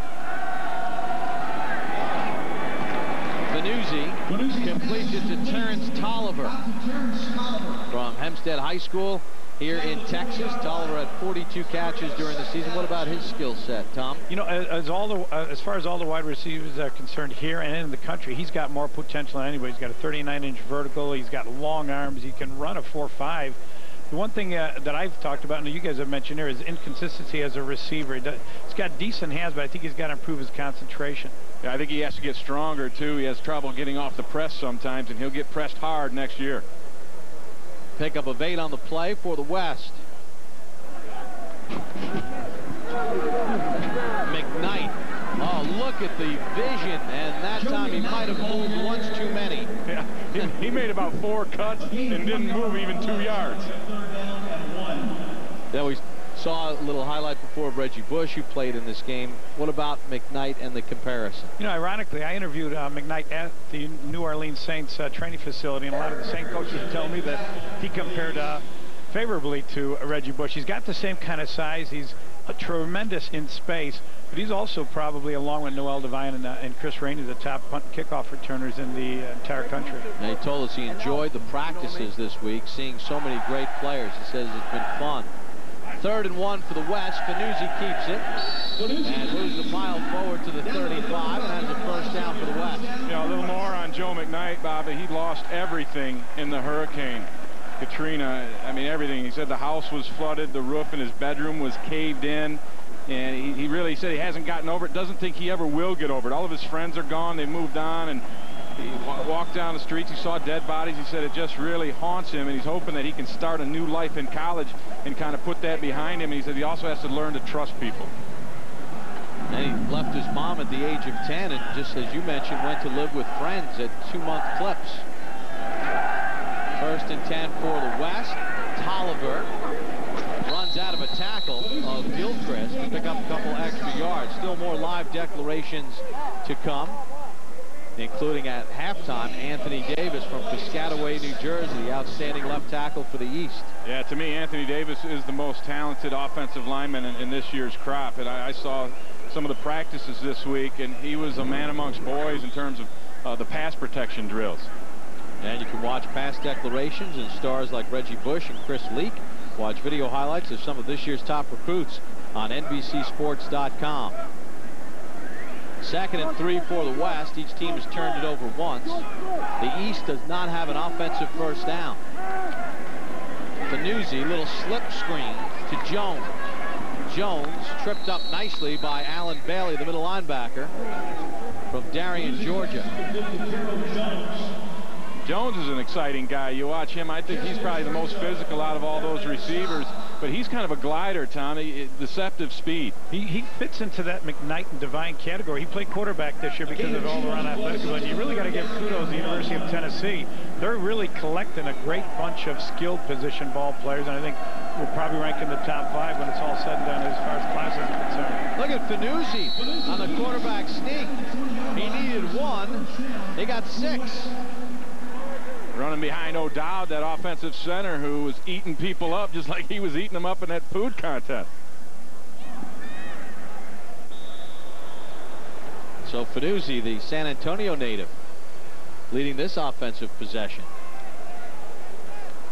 He's got McKnight in the backfield trying to build upon a 13-0 lead. On a 1st and 10. Fanuzzi looking for Tolliver. A lot of contact with Gray, and there's no flag on the play. Yeah, Gray did a nice job of cutting off the route and, you know, keeping his space, but that was the space that Tolliver wanted. He didn't allow him to have it, and he wasn't able to get to the football. You see Fanuzzi, pretty nice arm, gets a lot of air under this ball, gives his guy a chance to get it, but the position by Gary Gray just didn't allow Tolliver to make a play. So it sets up 2nd and 10 for the West. Fanuzzi on his 2nd series. Each quarterback for the West has had 2 series. This drive kept alive as the pass sails over the head of John Childs because the East was offside on a punt.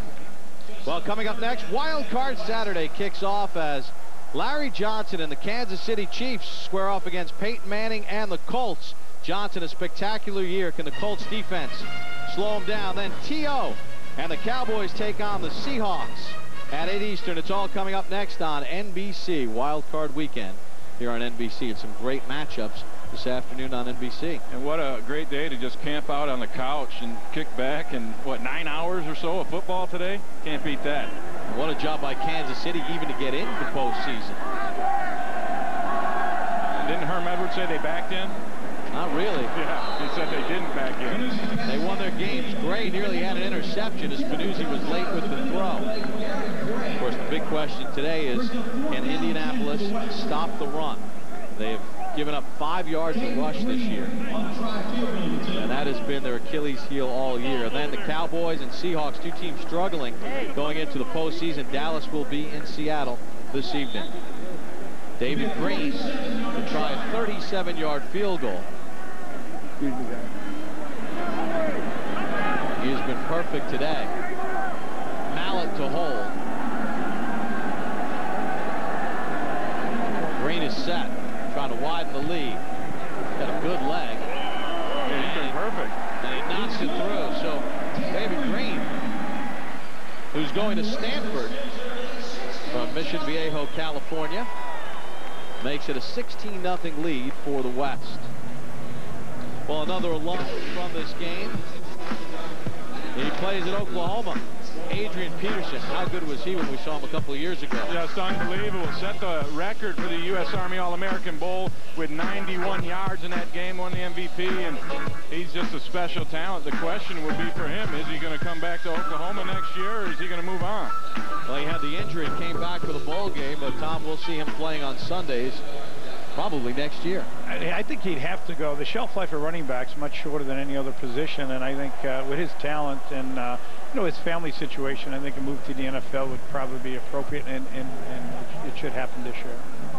These are the future stars of the college ranks and eventually the NFL, playing here in the U.S. Army All-American Bowl. Great fun week for these young athletes. Their families get a chance to come down and watch them play. And Anthony Davis from Piscataway, New Jersey, he's got a big decision to make. It's coming up at halftime.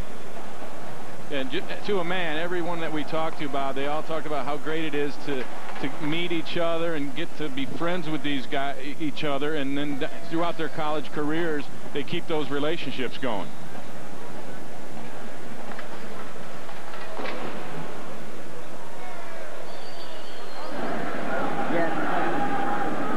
So the West with a 16-0 lead. The East has yet to manufacture a first down. Rainey on the return. Rainey with a head of speed, and then gets taken down by Chris Gallipo. Of course, who else? They play special teams too. But you're right, the East offense struggling. 3 of 5 in the passing department for just 7 yards thus far, Bob. Not getting it done really in terms of the throwing game whatsoever. And now another quarterback. There's 5 on the East. Sean Mara from Iona Prep in New Rochelle, New York, will come in, and he'll get the last 49 seconds. I think that's part of the problem. When you have 5 quarterbacks, it's tough to get somebody enough reps to really be prepared as you'd want them to be in a ball game like this. Think Sean's nervous? Look at his mouthpiece. It's on his face mask. He forgot to put it in. He does the smart thing. He gives it to Rainey. And Rainey takes it up to the 34-yard line.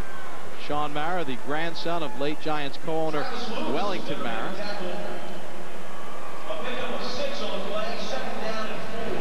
Sean, a star at Iona Prep in New Jersey, in New York City, from New Rochelle.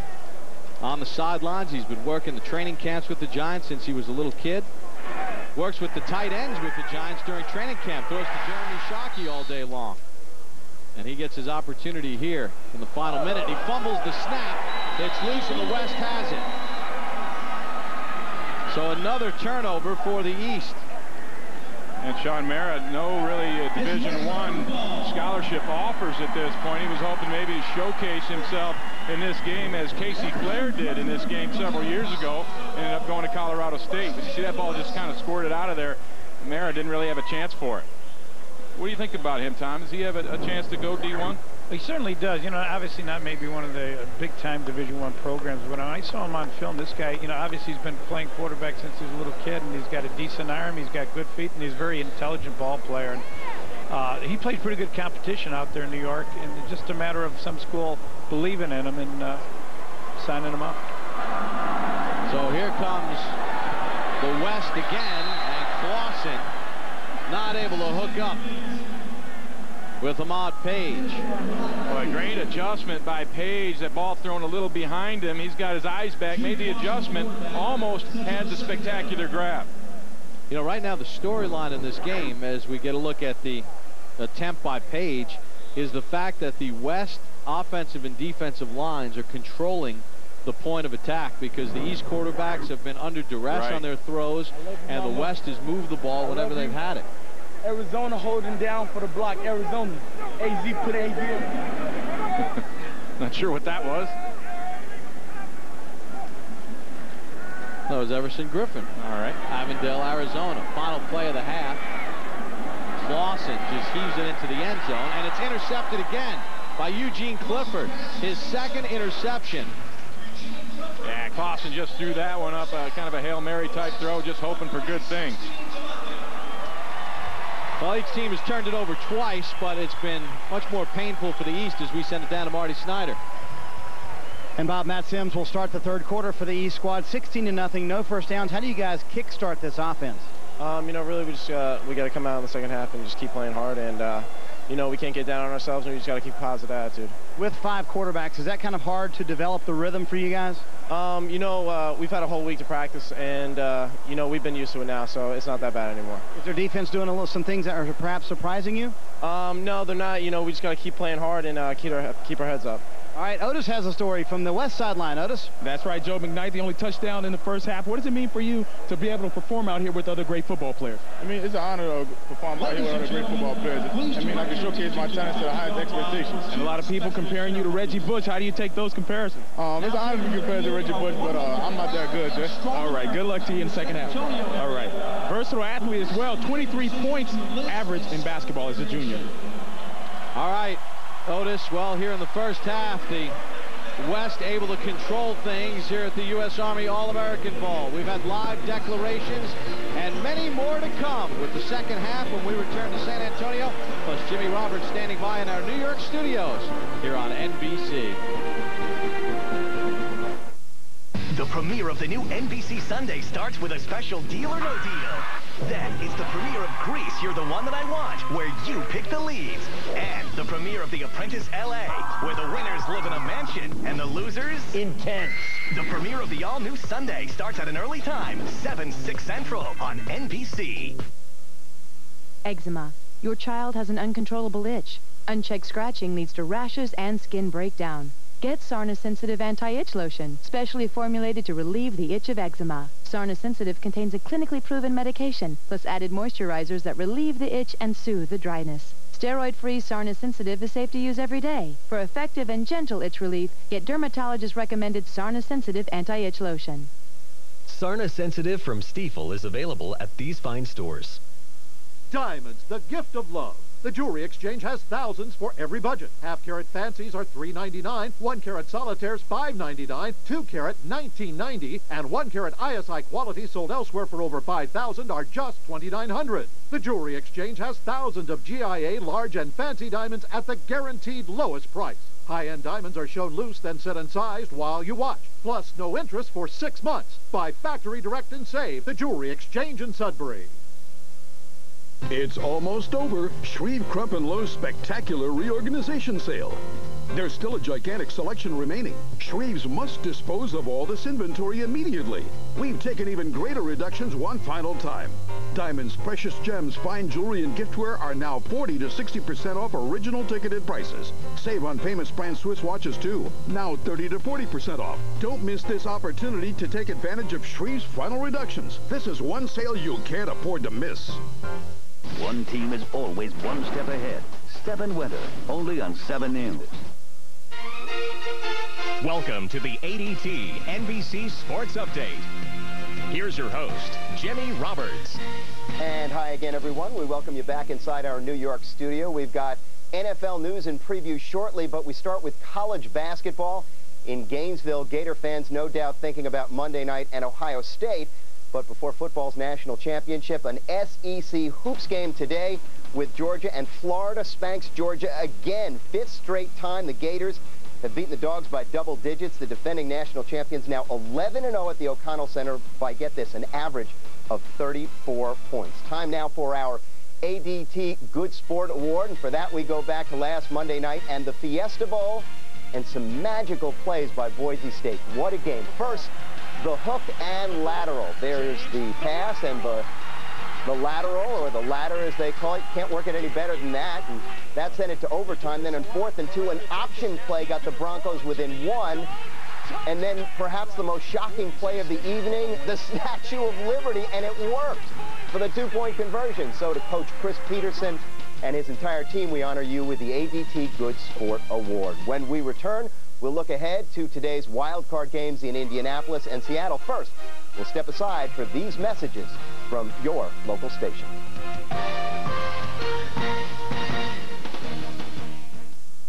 Wednesday in an all All new Friday Night Lights. A town divided. Get out of here.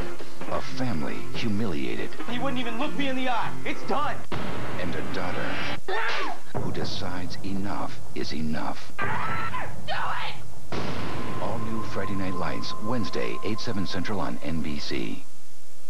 Every year, tar and creosote buildup causes thousands of chimney fires. Help protect your home with CSL Creosote Sweeping Log, now accepted by the Chimney Safety Institute of America. Each time you use your fireplace, flammable tar and creosote builds up and can catch fire. Simply burn CSL like a regular log. Its active minerals will dry out and reduce dangerous tar and creosote deposits, making your home safer. Get CSL Creosote Sweeping Log. Available at Target, CVS, Rite Aid, and Aubuchon.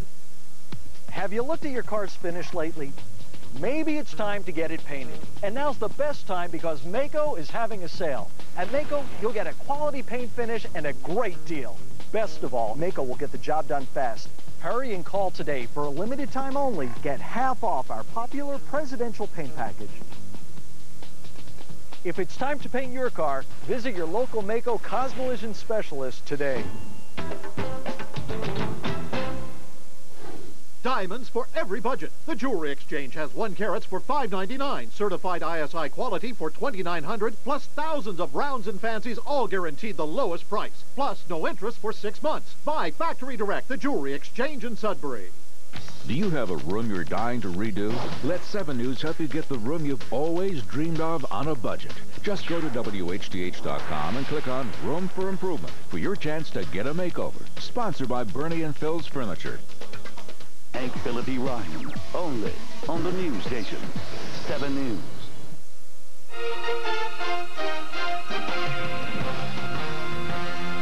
And we welcome you back to New York. In NFL news, it's been a difficult week for the Denver Broncos and the family of Garrett Williams. Remember, the 24-year-old cornerback was shot and killed in a drive-by shooting on New Year's Eve. Today, the funeral in Fort Worth, Texas. For a report, we go to Lewis Johnson. Jimmy, about an hour before the services began for Williams here at the Great Commission Baptist Church in Fort Worth, Texas, there were literally hundreds of people in line outside the church for one final opportunity to view his body inside the church. Now, the family arrived here about 11:30 a.m. local time, and then shortly after that, 5 buses arrived carrying the entire Denver Broncos organization, including many of the wives of the coaches and the players. Now, inside, the church was packed. Over 2,300 people there, some of them wearing the colors of the Broncos, showing their support that way. And on the program, there are several speakers scheduled, including Broncos owner Pat Bowlen, as well as their head coach Mike Shanahan. Now, when everything is completed inside, Williams' body will be taken to a local cemetery on a horse-drawn carriage. Now, the family has asked that those moments remain private, so after everything is completed, the team will get back on the bus, go back to the Dallas-Fort Worth International Airport, and catch their charter back to Denver. Really a sad and emotional morning here in Fort Worth. Jimmy?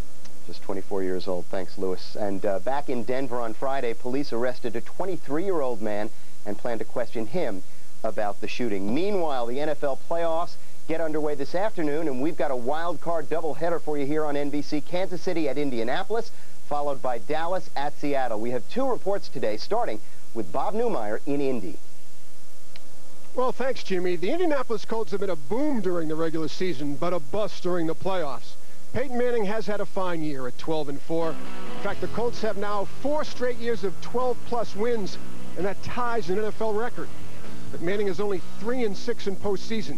And if Indy's going to advance, they've got to overcome an Achilles heel, bad run defense. They've allowed a whopping 173 yards per game. That's the worst of any NFL playoff team since the merger of 1970. Looking to exploit that, the Kansas City Chiefs and their bruising running back Larry Johnson, who's put together back-to-back 1,700-yard seasons. Trouble is, the Chiefs have lost 5 playoff games in a row, and they're only 3-5 on the road this season. Colts and Chiefs 4:30 here on NBC.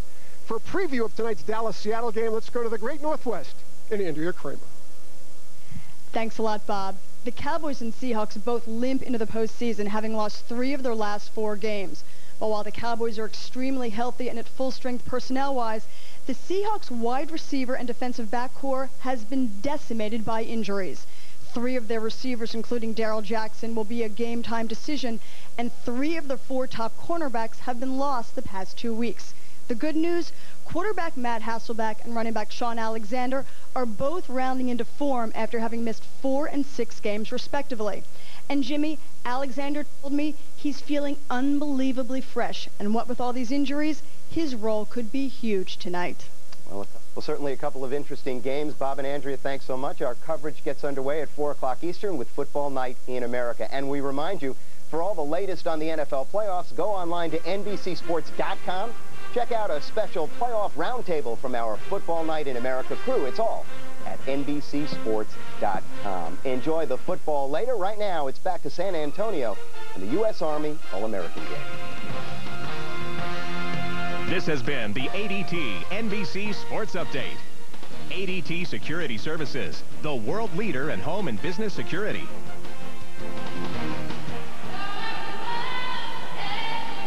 And we welcome you back to San Antonio, the U.S. Army All-American Bowl. The West leads the East 16-0 at the half. Bob Papa, Ray Bentley, Tom Lemming here in the booth. Marty Snyder is down on the sideline with John Walters of NBCSports.com. Marty? And John is our college football writer, Bob, and he's been going on this track across the country called Bonanza. I've been reading some of these articles, seeing some of your web stuff, and it's a great time of year. Tell us about your cross-country trip here. Well, it's all over the world. Started out in New York City, went all the way as far to Hawaii, went to Boise, Arizona a few times, and now here I am in San Antonio, I think. Yeah, you think. You know where you're at? I'm not really sure. I just wake up and I look for my right key card to get in my hotel room. How about, let's talk about some college football, that Fiesta Bowl. Was that not one of the greatest games you've ever seen? Where does that rank on your top 5 list? In terms of in-person, that's the #1. That's the best game I've ever seen. I was at the USC Notre Dame game 2 seasons ago. That used to be, but that game had everything. And I was just so impressed by the way Chris Peterson called the game at the end of the game. He played like he didn't want to have any regrets the rest of his life in terms of his play calling. And I'm sure that you thought Boise State wasn't going to come back, right? I didn't either, but you know, I think 2 nights, I can't remember. I was at the Inside Bowl when Texas Tech was down 38-7. Yeah. So after that, I believe anything now. Right. 8 players in this game today, now 8. We had 1 commit earlier for Notre Dame. Just kind of go over that class for me. What do you think they'll be able to help the Irish next year? Well, it was interesting watching, the East had 3 players on defense starting who will be in Notre Dame probably, but they're down 13-0 I think right now, so who knows.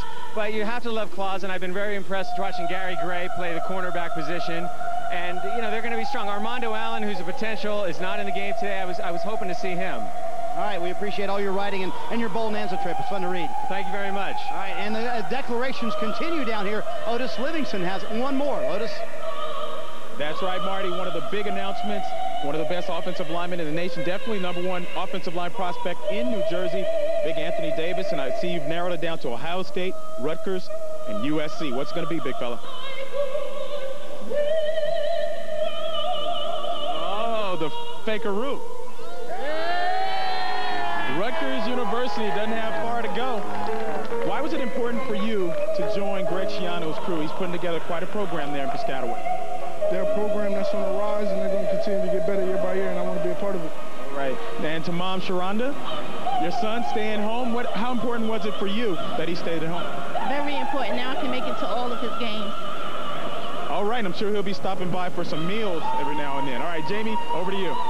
Yeah, what a huge pickup for Coach Schiano, the Rutgers program. Congratulations on an outstanding year. And this is what we're going to see. More guys like Anthony Davis stay home because that's all they need to do. You keep the talent at home. In New Jersey, you're going to be a top 25 power. So Manny Abreu, Anthony Davis, great get. Now on the other side, Ohio State loses the big offensive tackle on Anthony Davis. But Buckeye fans, next year, the position's loaded. Guys like Mike Adams, B.J. Shugart, Michael Brewster, Kyle Long, big-time OLs we saw here yesterday at the Combine, all have been offered by the Buckeyes at this point, and they got a great shot. Perhaps that all of them will know in time. All right, and here's the scouting report on Anthony Davis, who's going to Rutgers. Yeah, staying home, and I think that's just a great pickup for Greg Schiano and the Rutgers program on the rise, and Anthony Davis is a sure sign of that. So Anthony Davis is going to Rutgers. We still have more live declarations to come as we're welcoming back to the booth Bob Papa along with Ray Bentley. And you take a look at Anthony Davis. He's going to Rutgers. It's interesting. Rutgers, in building their program, had to go out of state to build it. Now they're getting marquee players to stay in state. New Jersey's loaded with talent like Matt Sims, who's going to Louisville, who's playing in this game. What about the East in this second half and what they have to do to get things moving, trailing 16-0? Well, they have to get some effective play out of that quarterback position. I expect to see Matt Sims in there quite a bit here in the second half, and hopefully for them he can get something done, but they need to somehow come up with some offense. Just 19 total yards of offense in the first half. Give the West defense a lot of credit for that, led by Chris Gallipo. All right, let's take a look at some of the players that still are to declare here in the second half. Luther Davis, Lorenzo Edwards, Mike Williams, John Clay, and Chris Donald. Live declaration still to come. Right now, the West is jumping for joy. They have a 16-0 lead over the East in the U.S. Army All-American Bowl here on NBC.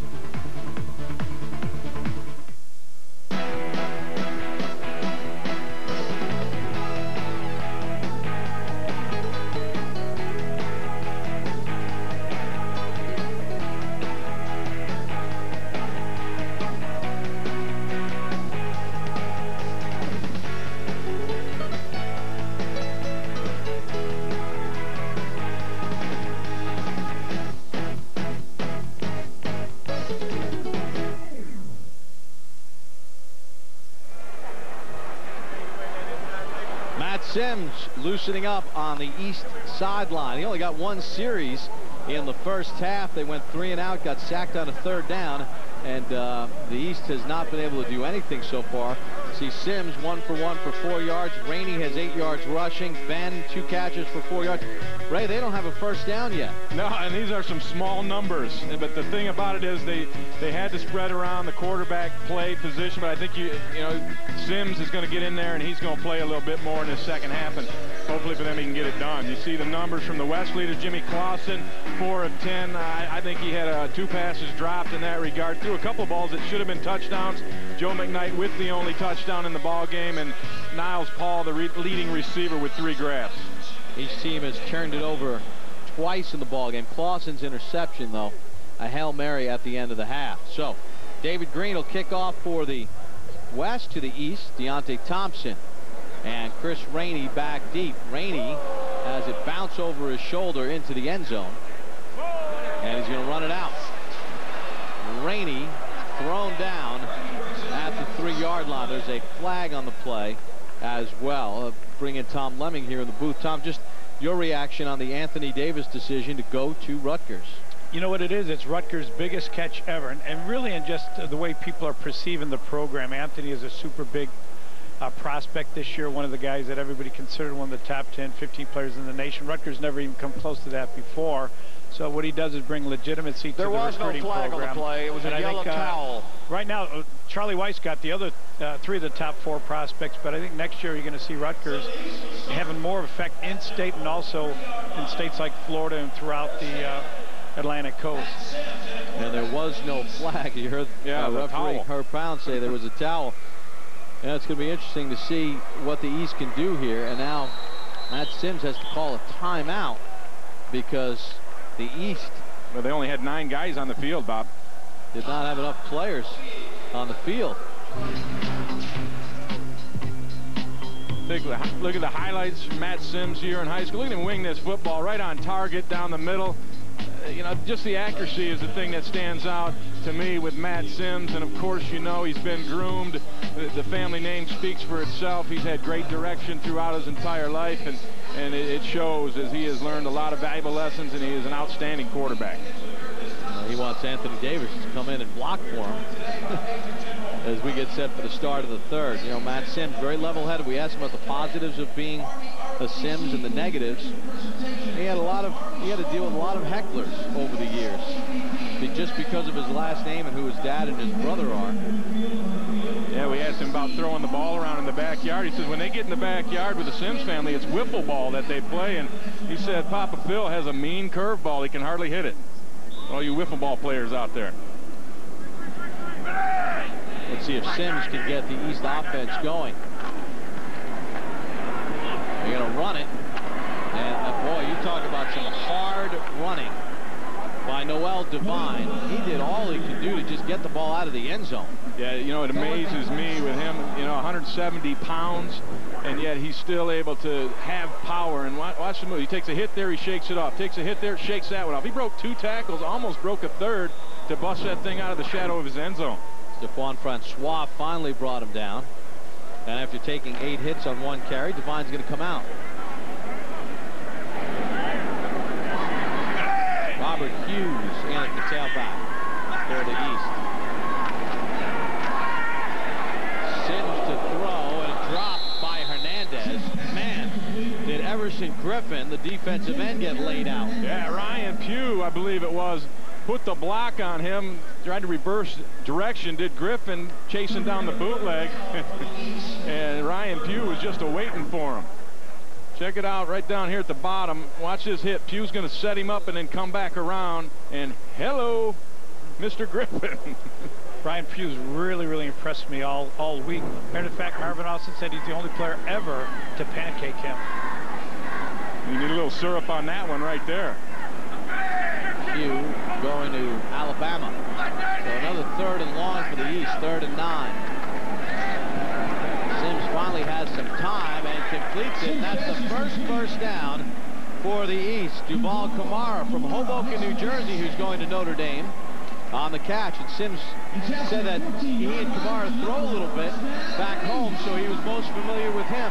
Right, they live about 20 minutes apart, and they've gotten together, you know, over the summers, and have, you know, had a little game of catch. And Sims told us he was the most comfortable with Kamara, obviously having the previous experience with him. So 1st and 10. Boy, he's quick. He's quick, but the pursuit of the West just as quick. Irby was there. Strong was there. Let's go back to Kamara. Tom, your take on Duval Kamara. He kind of reminds me a little bit of another North Jersey ball player, Dwayne Jarrett, in size, and he has maybe not quite the burst that Jarrett has, but I think he's going to come in and play right away at Notre Dame. They're losing their 2 top wide receivers, and he's got strong hands, and he's a very good short to intermediate type receiver, and a guy who's very difficult to bring down. 2nd and 9 for the East. Opening possession of the 3rd. All West in the first half. Sims with time. And checks down to Lansford Watson from Lincoln High School in Brooklyn, who's going to the University of Maryland. What about the play of Watson? Big enough to be a tight end in a couple of years. He prefers wide receiver, but he's got a great frame. When you watch it, we'll see him with his pads off. Looks like he can put on another 30-40 pounds. And Maryland's expecting him to be sort of an in-between type receiver and could eventually grow into the tight end position. They're hoping he's going to be another Vernon Davis. Yeah, Ralph Friedgen loves to use his tight ends, kind of H-back offense down there.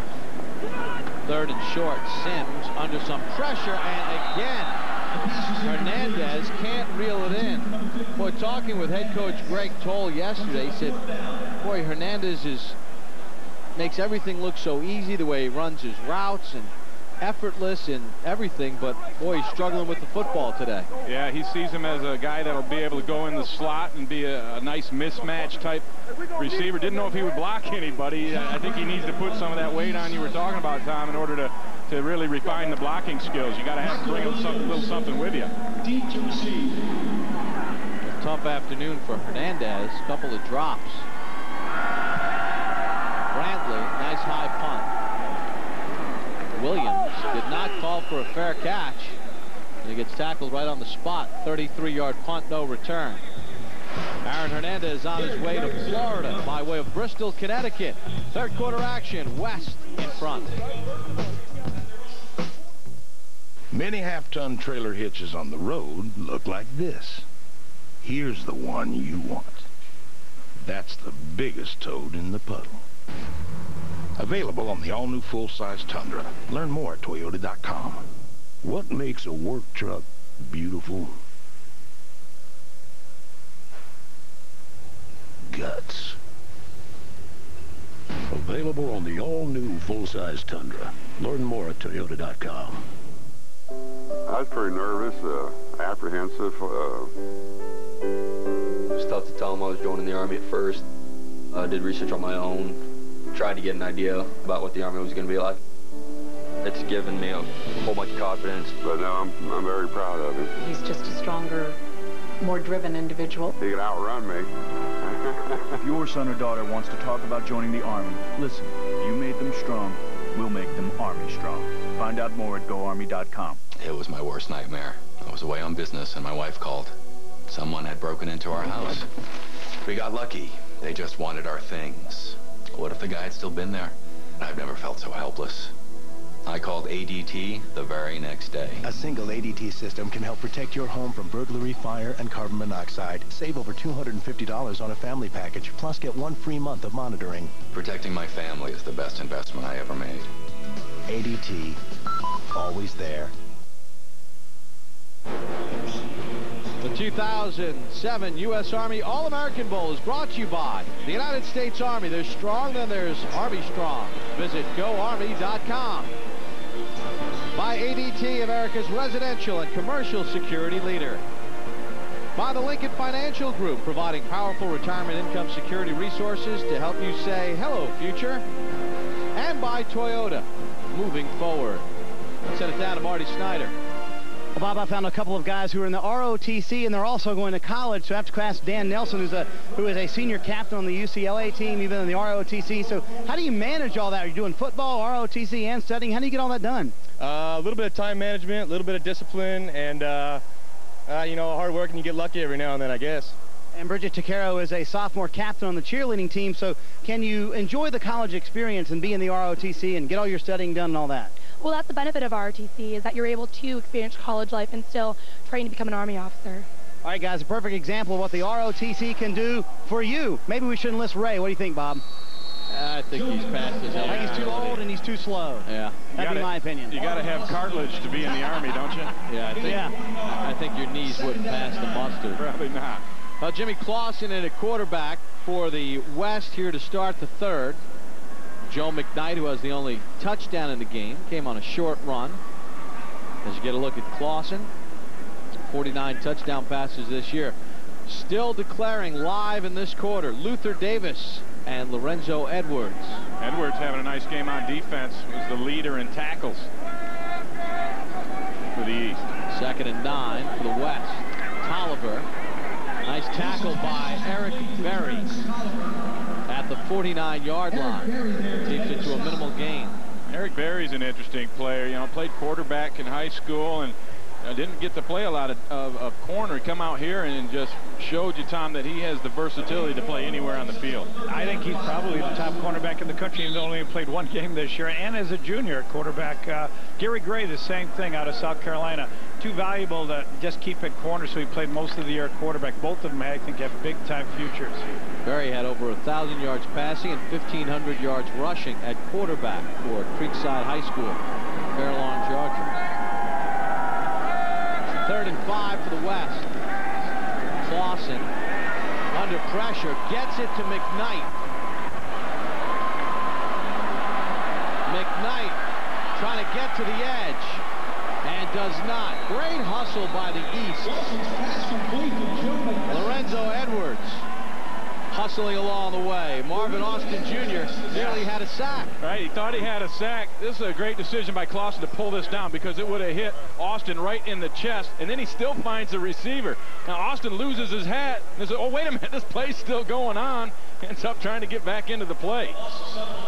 But how about Joe McKnight? I mean, he had to run about 80 yards on that play and lost 2 yards, but it was still just impressive. Austin Jr. trying to make a tackle without the hat. So it's 3 and out for the West. Helmet optional.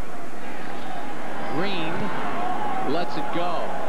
Spiraling kick. Oh, what a kick. And Ben muffed it, and he gets a huge break as it goes out of bounds. Well, Lorenzo Edwards still to declare. Marvin Austin Jr. playing hard for the East. The U.S. Army All-American Bowl. Gotcha. They can't stop me. It is not just the strength to learn, but the strength to teach. Not just the strength to follow, but the strength to lead. It is not just the strength to wake up your life, but the strength to live out your dreams. There's Strong, and then there's Army Strong. To learn more about the Army's 150 different career opportunities, visit goarmy.com/strong. Hey guys, you all set? You all buckled in here? Bye-bye, Eddie. So how was the first day? You know, I think my dad was wrong. Maybe I do have a future as a ski bum. Retirement isn't an end. It's the start of what you were meant for all along. So grab your skis and say, hello, future. Call your advisor about the retirement resources of Lincoln Financial Group.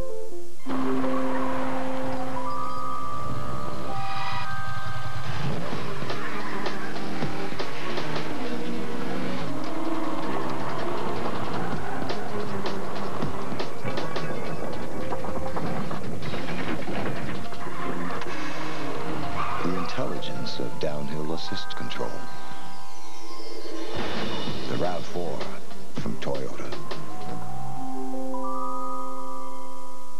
Sunday, January 14th, Crossing Jordan returns. Jordan! She's out of blood. What do you want? I want to kill you. Crossing Jordan returns Sunday, January 14th at 10/9 Central, only on NBC.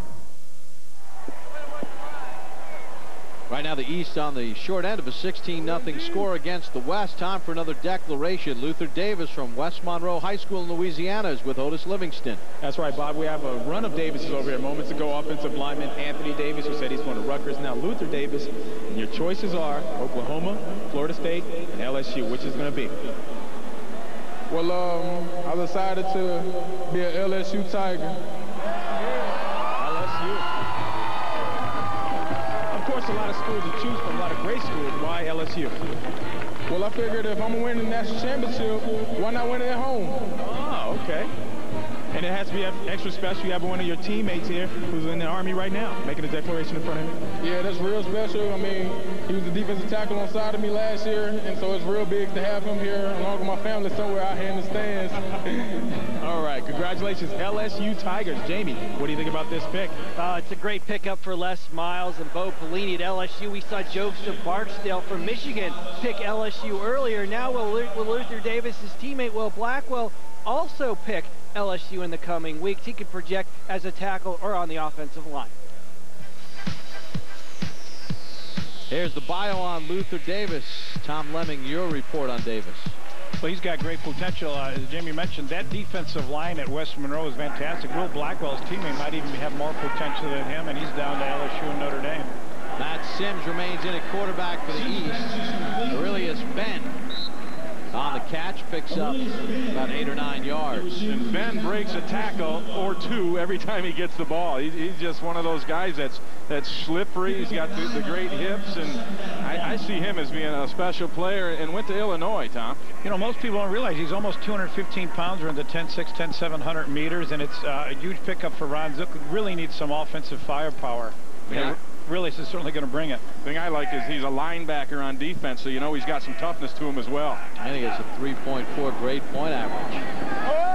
Rainey in a heap of trouble. And he gets dragged down from behind. Guess who did it? Chris Gallipo. Why not? Gallipo just outstanding back there. And to me, you know, there's a great linebacking crew already in place at USC. And you add Chris Gallipo to that mix next year, and that Trojan defense is going to be incredible. 10 tackles so far for Chris Gallipo. Live declaration still to come. So now 3rd and 4 for the East. One first down. Sims in trouble. It's a nice throw. And no flag for Ben. Yeah, Ben wanted a little help from the officials there, but boy, Chris Sims threw that on a rope on the run down the sidelines, a little behind the receiver to even give him a chance. I thought that was a pretty good throw. Donovan Warren on the coverage. Look at the zip on the arm. Where do you rate his arm strength, Tom? A lot better than a lot of people had him ranked. I have him as one of the top 7 or 8 quarterbacks in the country. Phil Simms is right about him. Phil thinks he has as much or more potential at this stage than Chris did. And you saw in the replay, Donovan Warren had a nice hold on Ben's jersey.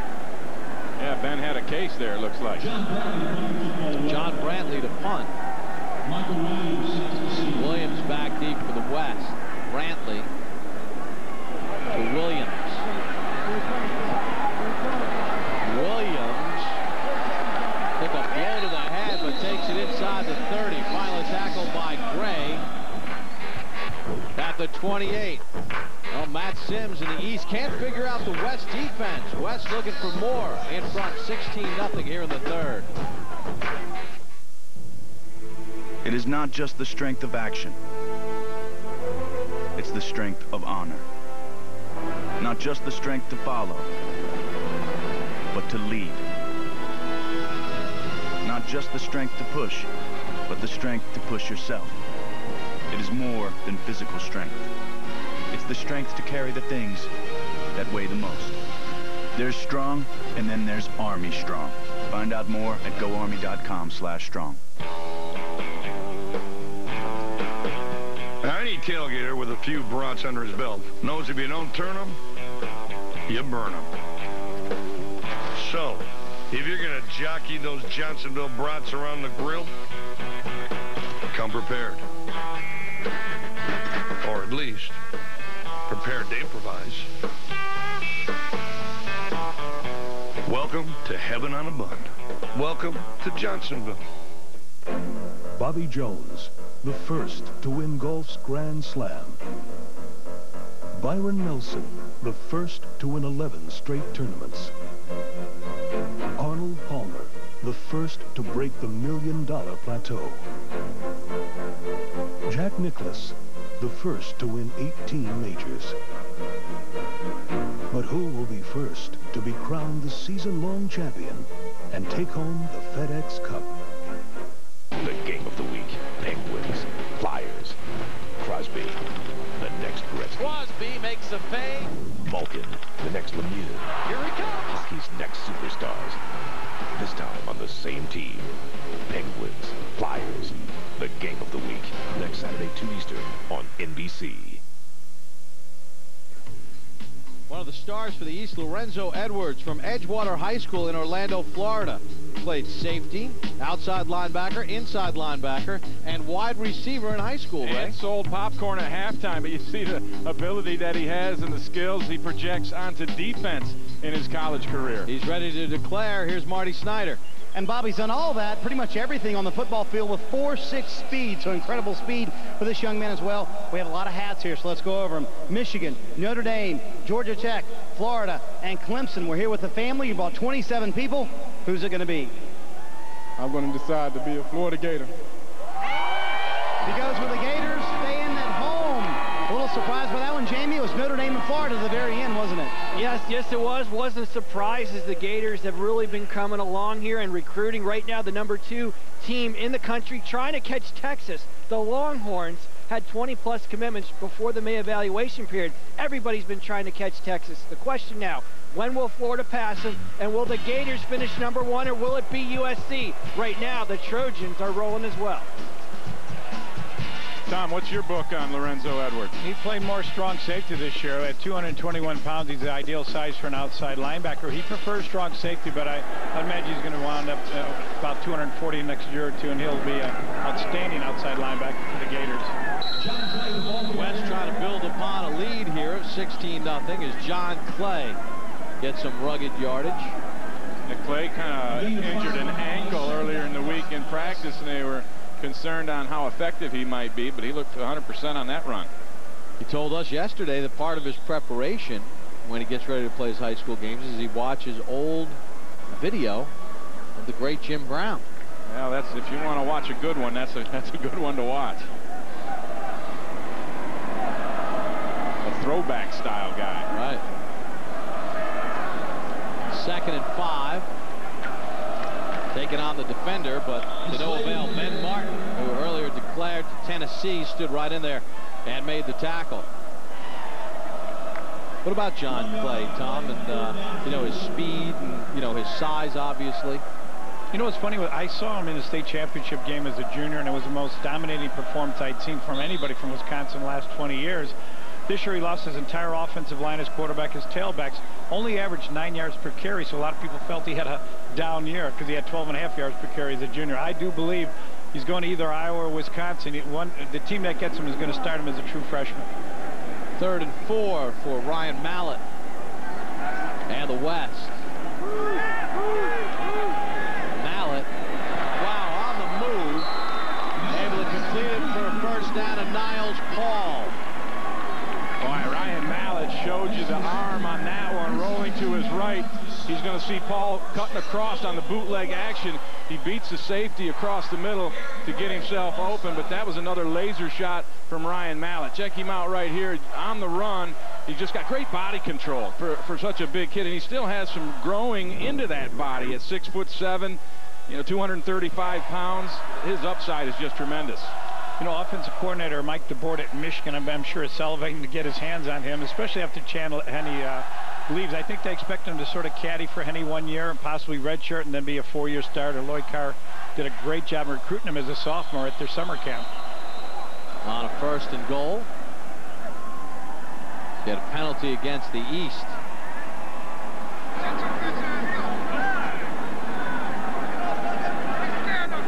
You also saw the nice route running of Niles Paul, who's going to Nebraska, who had that last catch. Paul's uncle, Amon Green, of the Green Bay Packers.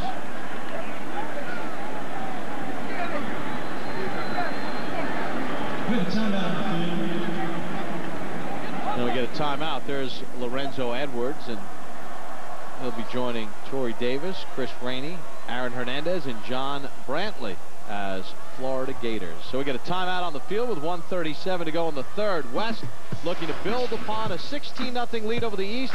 More live declarations still to come on NBC. For decades, certain half-tons came with a 4-speed automatic. You asked for a 6-speed automatic. Happy birthday. Available on the all-new full-size Tundra. Learn more at Toyota.com. The ring gear on many half-tons out there is this big. The one you want is this big. How you like them apples? Available on the all-new full-size Tundra. Learn more at Toyota.com. They can be aviation electricians, pharmacists, computer technicians. But no matter which path they choose, they all start right here. I did all my research, and I can get money for college. If your son or daughter wants to talk about the Army, listen. You made them strong. We'll make them Army strong. To learn more about the Army's 150 different career opportunities, visit GoArmy.com. Preston, use the fork I taught you to use. Dessert. Fish. Talk to your son. Preston Weatherby? Rich Eisen! You're going to the Super Bowl with an NFL player. Yes! And you can take your mom and dad. Log on to NFLRush.com for your chance to win a trip to the Super Bowl. Going to the Super Bowl. Go. Can I pick someone else? I want to go! Wild Card Saturday. Lights, camera, action. Can the Colts stop LJ? Can the Chiefs stop Peyton? Running back versus passer. Then at night, the outspoken receiver, the new sensation at quarterback, the ever-demanding coach, Cowboys, Seahawks. Coming up next.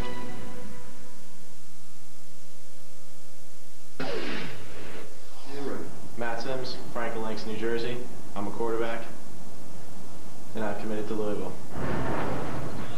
And Matt Sims going to Louisville. His dad, Phil, from the state of Kentucky. As we send it down to Otis Livingston. That's right, Bob. We are celebrating commitments today, and I'm honored to have my next guest who gave the ultimate commitment to serve his country. Specialist Kenrick Parker, enlisted in the Army at 17, deployed in support of Operation Iraqi Freedom at the age of 18, where he was struck by an IED, has decided to re-enlist. Talk about the call to duty and answering it. Well, ever since I started up in high school, I've always wanted to be in the military. It's very structured, very disciplined, and something to look forward to. It's something to, like a very honorable, or a very honored tradition to go through. And I just love the military. I love wearing the U.S. Army, the American flag. I love it. touchdown scored, and we salute you, Specialist Parker. Yeah, we certainly do. Thank you, Specialist Parker. And Mallett flashing that big arm hits Terrence Tolliver for the second touchdown of the day for the West. And Tolliver gets his touchdown coming into the game. That's what he said. He wanted to have one. He had a couple of chances early on. Wasn't able to make it happen there, but he does on this little bootleg action again by Mallett. You see the escapability and the feel that he has for the pocket and avoiding the rush, and then throwing across his body with another dart, hitting Tolliver right between the ones. That's the thing. Mallett had some pressure from Martin, and he still made an accurate throw. Now they're going to go for two. Why not? And they do. Marshall Johnson from Mallett on the two-point conversion. And the West now leads it 24-0. Yeah, you start the game with a fumble-rooski. You know you've got some more tricks up your sleeve, and there's a little fake. And the West celebrating over there on that far sideline. Look at Mallett. I think he got every coach on the way to the bench. So here late in the third, it's all West. Ryan Mallett and the West in front, 24-0. The U.S. Army Reserve takes a different kind of strength. The strength to help people one day and lead people the next. The strength to build confidence one day and build knowledge the next. The strength to improve your country one day and your career the next. The strength to be both a citizen and a soldier in the U.S. Army Reserve. There's strong, and then there's Army Strong. Find out more about the Army Reserve at GoArmyReserve.com.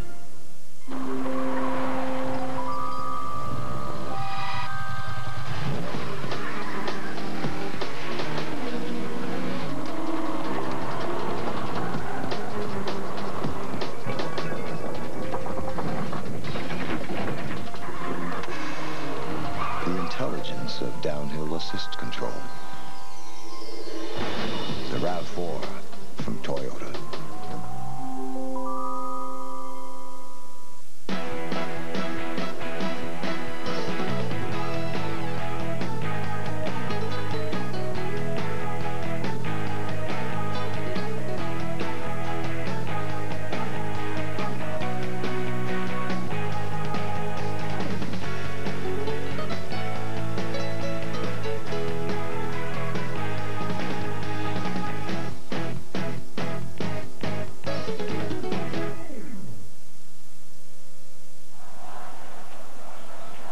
West right now dominating the East.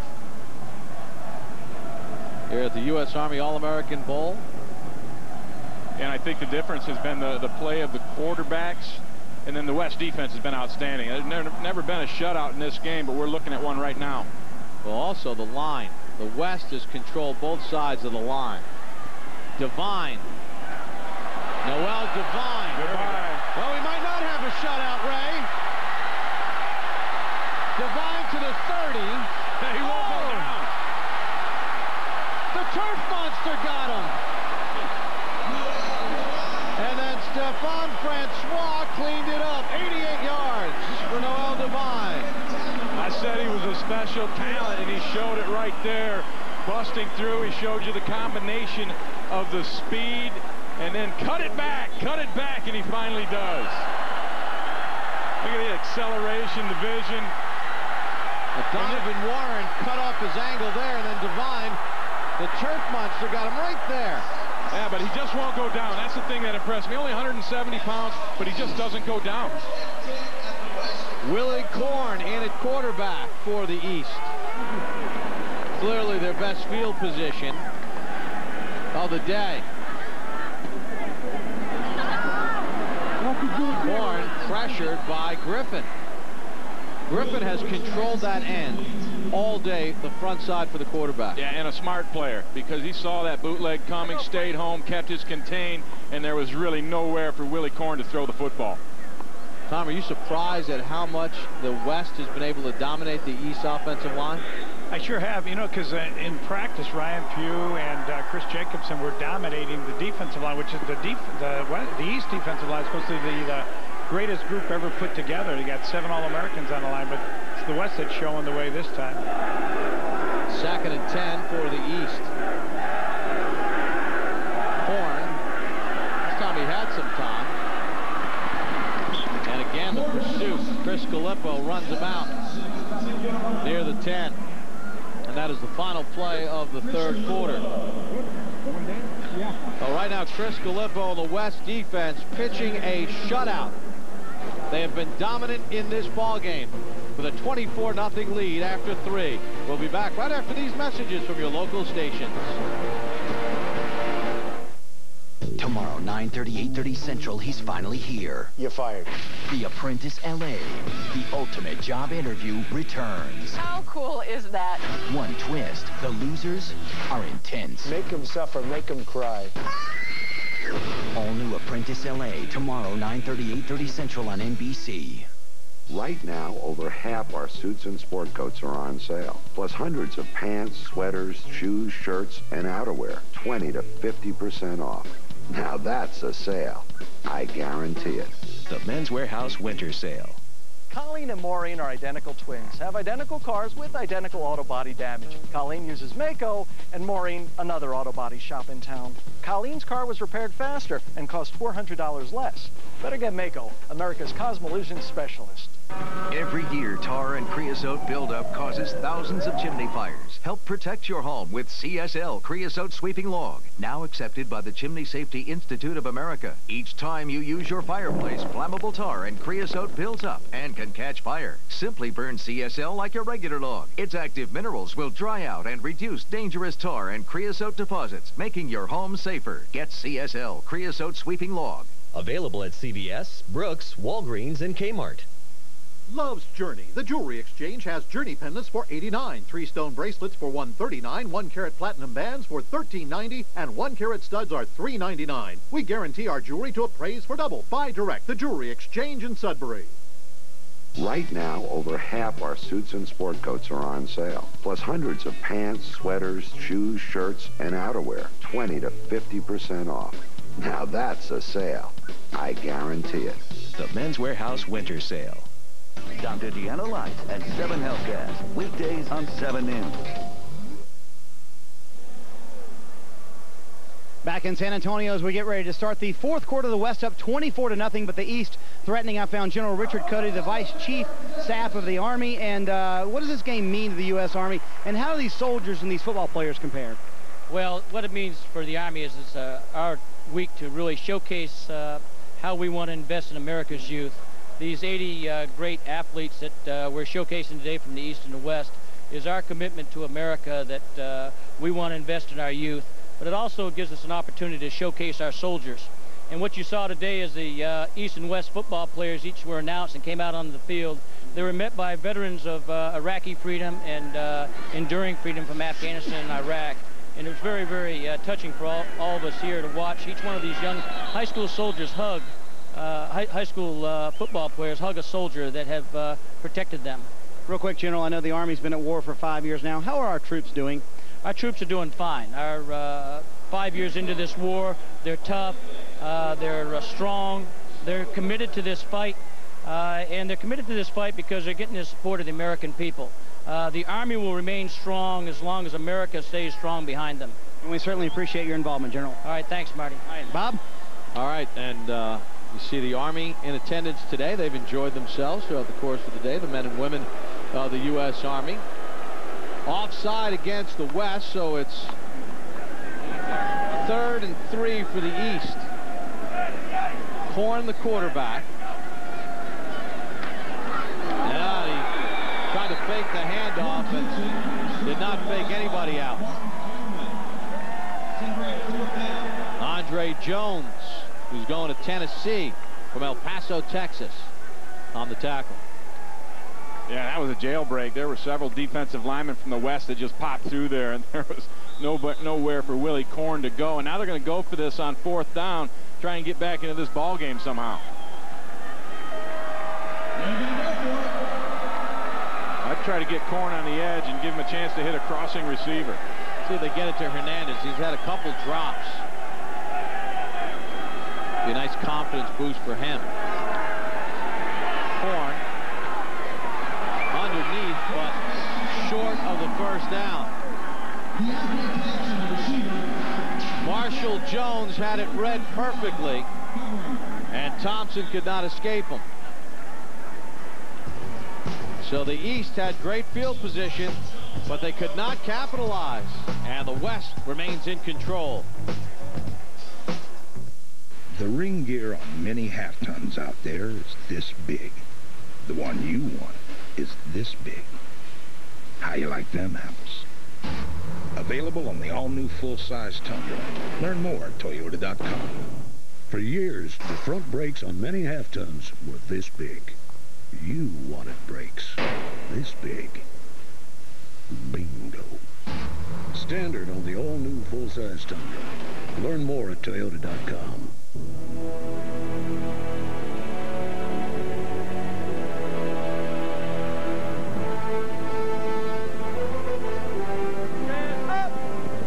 If you're ever in an interview and are asked if you've had leadership experience, try not to smile.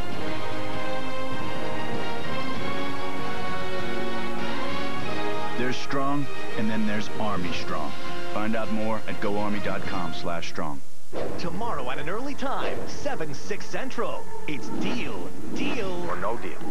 Deal or No Deal goes double or nothing, where the big payoff is double. Plus, you at home can win $100,000. All new special Deal or No Deal tomorrow at an early time, 7/6 Central on NBC.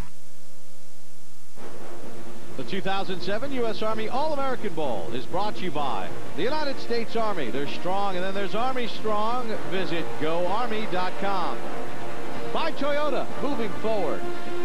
By Reebok, official outfitter of the NFL. And by the San Antonio Convention and Visitors Bureau. Find yourself in San Antonio. We find Otis Livingston on the sideline. That's right. I'm here with Mike Woods out of Bonaventure High School in Ventura, California. A solid DB, but averaged nearly 48 yards on kickoff returns, and I see you have it narrowed down to Michigan, Notre Dame, and Cal. Which is it going to be? Yes, sir. I'd like to give a shout-out to all my friends in California and Coach T, and I will be attending the University of Michigan. Michigan University. Congratulations, Lloyd Carr. Jamie, over to you. The Wolverines go west and get one of the nation's finest defensive backs. Now, Michael Williams, interesting prospect. Not the biggest kid, not the fastest kid, but a great football player. Very instinctive, very versatile. Just bottom line, this kid makes big plays every game. So congratulations to Michael and Michigan. They get a good one. Mike Williams off to Michigan by way of California. The West with the football and the lead. The heavy running of John Clay. Let's get Tom Lemming's take on Williams' decision to go to Michigan. I like it. It's a big catch for defense coordinator Ron English and Ron Lee. They were the two coaches recruiting him. Played more strong safety and some free safety in high school. They're going to switch him to corner up at Michigan, and he does have the real good instincts. He's a physical ball player, as obviously that's why he's playing strong safety, but he does have good one-on-one skills, and I think Michigan got themselves a real good one. Yeah, and watching film, preparing for this time, I was really impressed with the physical nature of the way Williams plays. Not that big, but boy, he brings a load every time he comes in there. 2nd and 4. And flags fly. False start against the West. Nick Fanuzzi from San Antonio back in at quarterback for the West. And West has moved the football quite easily today. Touchdown run, touchdown pass, plus a bunch of field goals. They've controlled field position, and their offensive line has done a very good job today protecting the quarterback and just keeping the line of scrimmage at bay so that the East can't unleash that pass rush, Tom. They've done a great job in that. Now, you really got to give credit to the coaching staff. You just saw Fanuzzi talking to Kevin Rooney, head coach at Notre Dame High School in Sherman Oaks. He's coached several All-Americans there, and I think he's really done a great job, not only with the offense, but also just getting the team put together in just 5 days. We get a timeout now from the West with 8:03 to go, so they'll regroup on the sideline. Still more declarations to come here at the U.S. Army All-American Bowl. I was pretty nervous, apprehensive. It was tough to tell them I was joining the Army at first. I did research on my own, tried to get an idea about what the Army was going to be like. It's given me a whole bunch of confidence. But no, I'm very proud of him. He's just a stronger, more driven individual. He could outrun me. If your son or daughter wants to talk about joining the Army, listen, you made them strong, we'll make them Army strong. Find out more at GoArmy.com. So, Capital One is taking the hassle out of all kinds of banking. My people invented banking. We knew how to treat small business. We had mortgages, fixed and adjustable. Our loans, well worth waiting for. And responsive customer service. Capital One is taking banking out of the dark ages. Now all your banking can be no hassle. What's in your wallet? Wild Card Saturday. Lights, camera, action. 2 games. Here we go. No tomorrow. From now on, it all counts. It's a Saturday of stars. Who will shine brightest? LJ, Manning, T.O., Romo, Alexander. Wild Card Saturday, coming up next.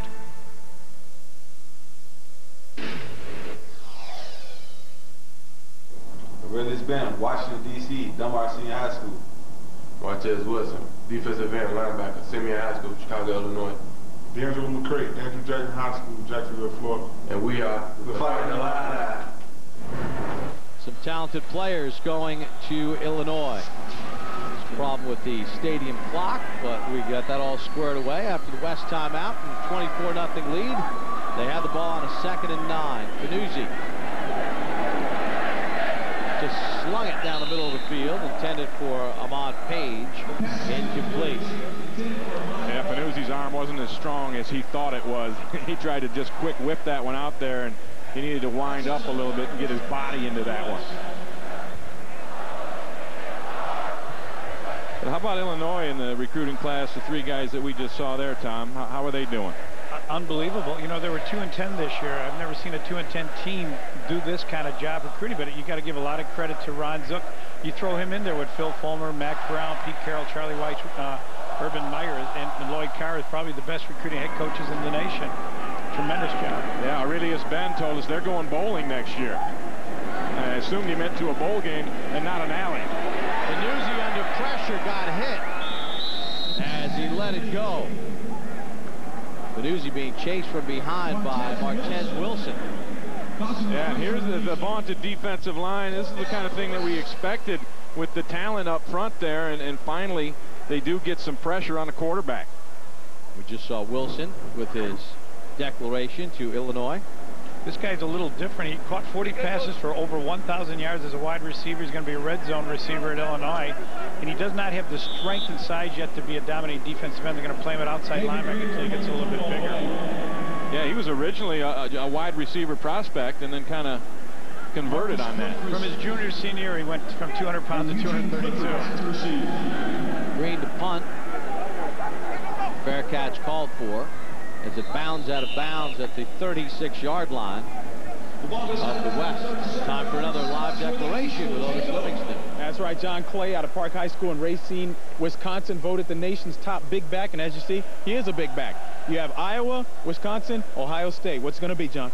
I'll be attending the University of Wisconsin. What does it mean for you, John, to stay in your home state? It feels good. I want my parents to be around me and my family, so, you know, it's a big deal for me. All right, congratulations, everybody.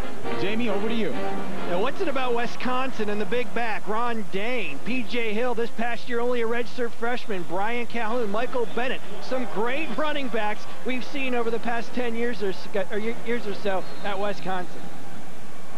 And add John Clay to that mix. Yeah, we talked to him. He said the reason he's going there because he knows they're going to hand him the football. Brantley finds the tight end Hernandez. Tackled by Francois at the 30-yard line. What about John Clay going to Wisconsin? You know, he really disappointed a couple of million people in the Hawkeye Nation, but it's a huge kid for Wisconsin. You know, P.J. Hill was a tremendous back last year as a true freshman, and now you got him joining, so you know he's got the courage and the confidence in himself to get in there and battle with P.J. Hill. They're probably going to have to split time, but believe me, that kind of backfield is really going to do a lot of damage in the Big Ten with those big 330-pounders in front of them. Of course, you mentioned Ron Dane, former Heisman Trophy winner. Set the NCAA record for career rushing yards. You saw John Clay with his little cousin, Lavelle. Folks say he'll come along someday and join him in the ranks. Brantley, the quarterback now for the East. And it's receiver Brandon Clear got tied up, and there's a flag on Francois. Yeah, Francois had him all wrapped up over there. No surprise on this call. The question will be, is it interference or holding? You can make a case for either or both. Once again, our referee, Herb Pounds.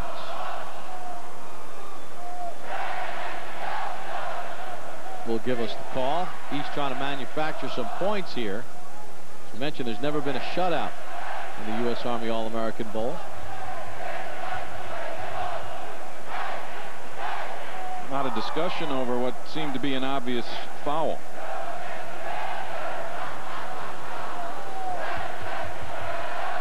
Pass interference on the defense. It's a 15-yard penalty and an automatic first down. That's what I thought.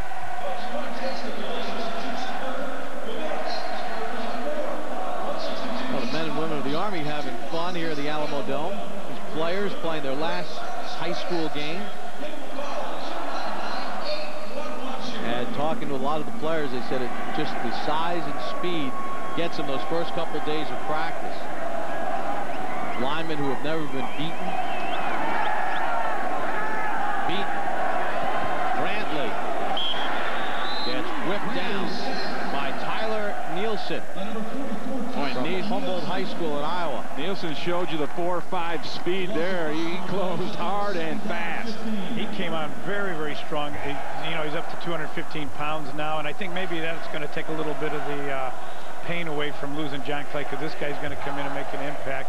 I think as a true freshman, either at outside or inside, he can play either way. Right, was a safety actually as a sophomore in high school and kind of grew into a linebacker. Impressed a lot of people at camps this summer, and Iowa really jumped on him this past June. And Nielsen had a 3.86 grade point average in class. So 2nd and 15 for the East. Trying to get that goose egg off the board. Screen knocked down by Andre Jones. Knocked down by number 78, Martin Coleman. Number 52, Brian Price, is going to UCLA. He's only about 6 foot, but believe it or not, he had 25 sacks as a junior. He gets great penetration, very quick for a big guy. From Crenshaw High School in Los Angeles. He'll be an inside type player, and with that quickness and then the use of the hands, he'll be able to make an immediate impact.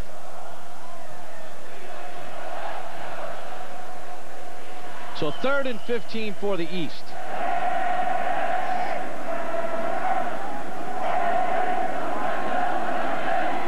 Brantley can't find Greg Little.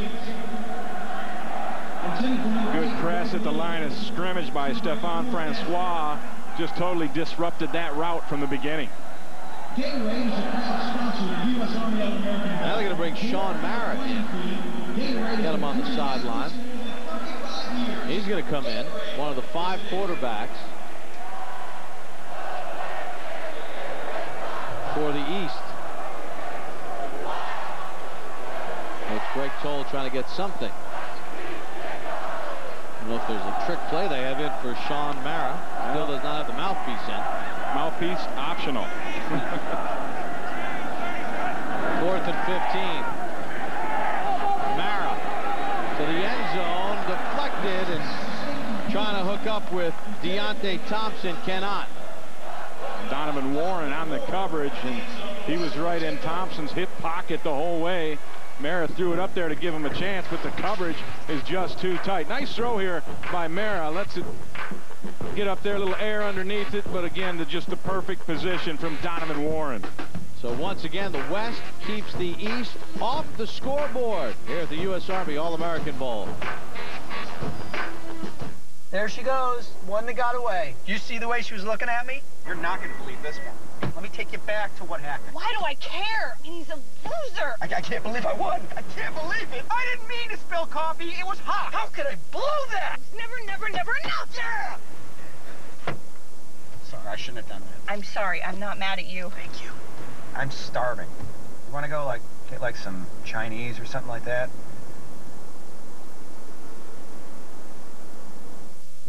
There's strong, and then there's Army strong.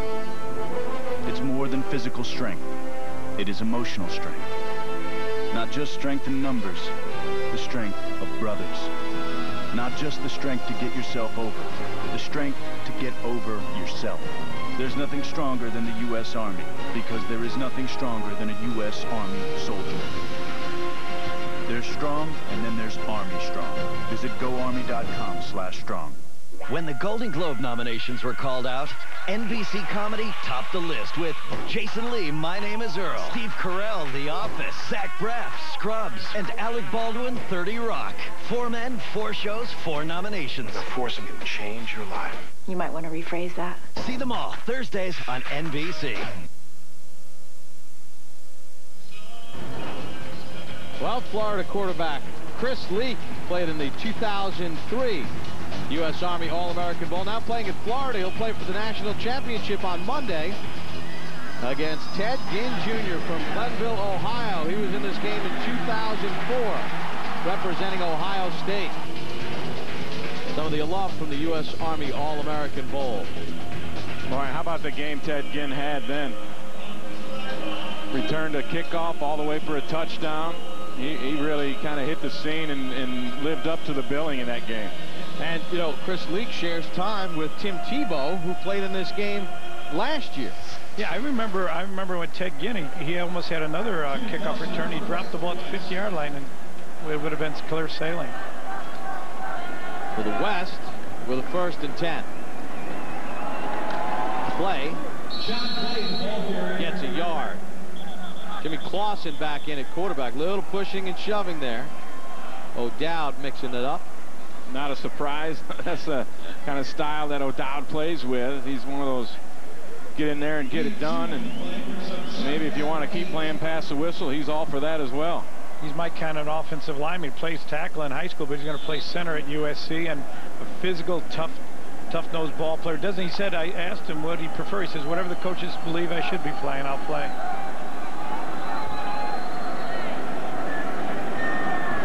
On a 2nd down, McKnight picks up a couple. Oh, we're ready for the Pete Dawkins MVP of the game. Leak and Ginn each were winners. Who's this year's winner, Otis Livingston? First of all, I want to introduce General Cody and Pete Dawkins, to whom the award is named after. 1958 Heisman Trophy winner, retired Brigadier General. He's going to present the award to Chris Calippo, who was all over the field today. We'll do this together with General Cody. Congratulations. Thank you very Proud much. of you. Thank you very much. You joined quite a group with Vince Young and Chris Leak and all that gang, and you had a lot of people, Jimmy Clausen and Joe McKnight, all heralded. You were the guy that electrified this game. We're proud of you, and so delighted to be able to be part of this and to present you this trophy. Thank you very much. Thank you. How's it feel to be the star of stars today? Well, you know, when you put my name behind guys like, you know, Vince Young, you know, Chris Wells last year, I mean, it's truly an honor. Just want to thank Jesus Christ, my Lord and Savior. Without him, I wouldn't be here. I wouldn't have done any of this. You know, all my teachers and everyone back at Servite High School in California. Fredo, my grandparents, everyone back east, all my friends. Everybody. A lot of people to thank, man. All right. Congratulations. Thank you very much. Guys, back to you. Thank you. All right, Chris Calippo, and he had a recent visit to USC, and his host was Brian Cushing from Bergen Catholic High School in New Jersey, who played in this game and played well. You know, I asked him about that because they're so deep at linebacker, and he says he just loves the competition and believes enough in himself to think that USC's not going to stop him. Cushing's not going to stop him. Keith Ritter's not going to stop him. Ray Malaluna's not going to stop him. He said he's going to be on that field playing as a true freshman. I believe him. I believe him, too, just from watching him play. They will find a way to get him into that linebacker rotation, and he will be on the field for the Trojans as a true freshman. Hey, you can never have enough good linebackers. Okay. Love you, Grandma. Back east, everybody back east, all my uncles, everybody at Servite, Fredo, all the way, baby. I love everybody. Fight on. Still got going down that list of thanking. A lot of love on the field. One of the linebackers who played in this game, Derek Johnson, will be taking center stage with the Kansas City Chiefs as part of NBC's wild card coverage when the Chiefs take on the Colts. Loose ball, and the East got it. And maybe they'll get a chance to get on the board. Again, good field position. Tratow made the recovery. And Tratow is just very impressive pass rusher. Watching him on film, and then he's in the right spot, comes up with a fumble recovery. You know, of all the All-American defensive linemen, Tratro was probably the least known as a group and had the best practice week and was the one that impressed the coaches the most. Well, we're ready for yet another declaration as we send it down to Marty Snyder. And I've got Chris Donald, and this is a big declaration that he has been very non-committal the entire time. In fact, we've been wearing all of these guys wristbands on his wrist the entire time. Would not give any indication as to where he was going. It's down to Tennessee, Florida State, and Notre Dame. This is a big selection. Who's it going to be? The school of my choice is Tennessee. He's going to Tennessee. He's going to stay home. Earlier, it was Ben Martin. Now, Chris Donald. This is a big day for Philip Fulmer in Tennessee, isn't it, Jamie? That's absolutely right. Tennessee and LSU, both SEC powers, with two big commitments today as we set up the race for the final 3 weeks leading up to National Signing Day. Who is it going to be? The #1 team in the country. I have a feeling a photo finish again between Florida and USC, but LSU and Tennessee could be in the top 5. So Chris Donald picks Tennessee. Mara can't hook up with Kamara, who had a step. Let's just go back to Donald and his selection. He's from Tennessee and he stays in state. Yeah, he's about a 5 to 6 hour drive since he's out just north of Memphis. What I really like about Chris is potential. He can hit like a defensive tackle, but you know, he runs with the backs. He's a legit 4.5 40 linebacker, real good student, real humble kid. And again, you got to give kudos to Phil Fulmer. Not only these two ball players we've announced today, him and Ben Martin, but you also got Eric Berry, probably the top cover corner here on either team, and Gerald Jones, who played quarterback in high school, be another great running back or corner. So Tennessee has done a remarkable job. Now Taylor in the quarterback for the East. Finds Hernandez. And he gets hammered by Brown and Filippo, as well as Irby, there to make the tackle. And now Taylor comes out. And you see what Greg told the head coach of the East is doing. He's giving all the quarterbacks here an opportunity. Mara had an opportunity with Kamara. Now Will Korn comes in at quarterback. Taylor had a crack at it. 3rd and 7. Yeah, he's just trying to capture some kind of magic. Give them each a shot. Korn. Gets the touchdown. Watching Greg Little. Greg Little from Hillside High School in Durham, North Carolina, who's going to Notre Dame with the catch. Finally, somebody gets one connected. Will Korn laying this one up in the air just to give his guy a chance. And you see the great concentration and timing of Greg Little going up and bringing that touchdown catch in. And Will Korn said, hey, we got on the board. You know, Little's the only player I think on the field can actually play every position on the field. He had over 1,000 yards as a rusher, close to 1,000 yards as a receiver, and was named USA Today first team as a safety. He wants Terrific all-around athlete. He wants to go into computer science and design video games. That sounds like a lot of fun, huh? And Julio Moraga gets the extra point. So Will Korn able to hook up with Greg Little on the touchdown pass. Korn going to Clemson, a 3.8 grade point average, 39 touchdowns, passing, 11 rushing for Burns High School. Well, you can see the kind of throws that Willie Korn is able to make, and very excited about getting that one in there for the touchdown. Now we have a question for Jamie Newberg on Will Korn. Jamie? Yeah, a Tiger fan from South Carolina wants to know how Willie will fit into Clemson's offense. You know, Robbie Spence runs that spread, and they need a guy that can run it and throw it. Really, Willie Korn reminds me a little bit of Tim Tebow, maybe not quite as strong of a runner, but he can throw the ball, run the ball. I think he'll fit in perfectly into Coach Spence's offense at Clemson. Saw him play earlier this year. This kid, I think, is the real deal. He's going to graduate here, going to enroll here in a couple days, so they're going to get him from spring ball. He's going to have a chance, guys, to show what he can do as a freshman. Well, they got the East on the board. Tom, your assessment of Will Korn? I see him play a couple times in person this year, once in Cincinnati, and I was impressed. Under the face of a lot of pressure, he really showed a lot of courage, and he stood in the pocket. But once he's forced out, I think his best attribute is he's able to throw pinpoint passes while he's on the run, and I think that's what is going to really make him the star quarterback of Clemson, and Clemson's biggest catch in the last 5-6 years. He's got a 4.62 40 speed, so if he does get loose, he can motor down the field. And Michael Williams back in for the West. Onside kick for the East. It's touched by the West. Before it went the 10 yards, made it a live ball, but the West has come away with the football. The onside kick. You saw Ian Harris hand the ball to the official. So it's West ball.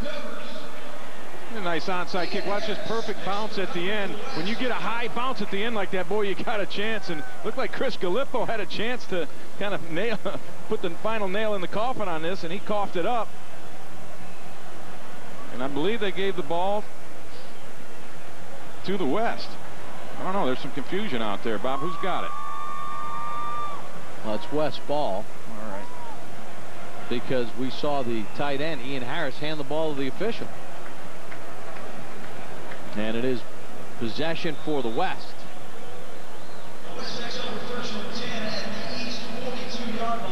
Ryan Mallett back in at quarterback.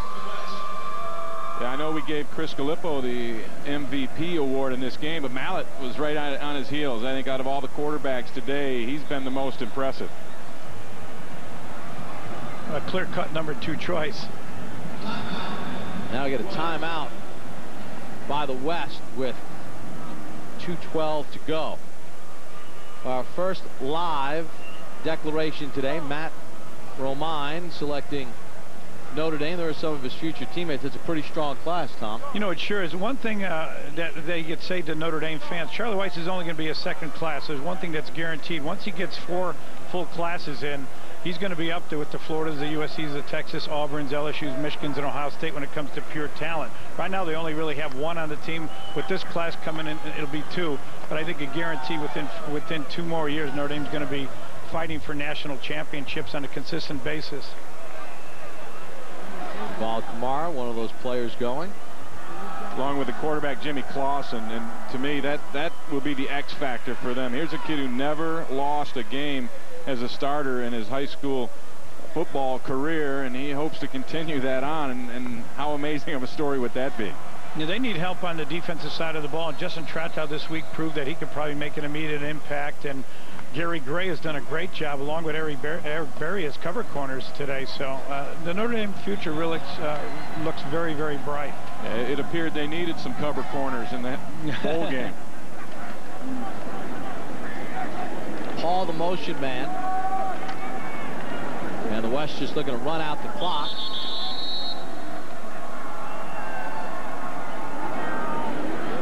Jimmy Clausen, you mentioned his record. That's quite a number.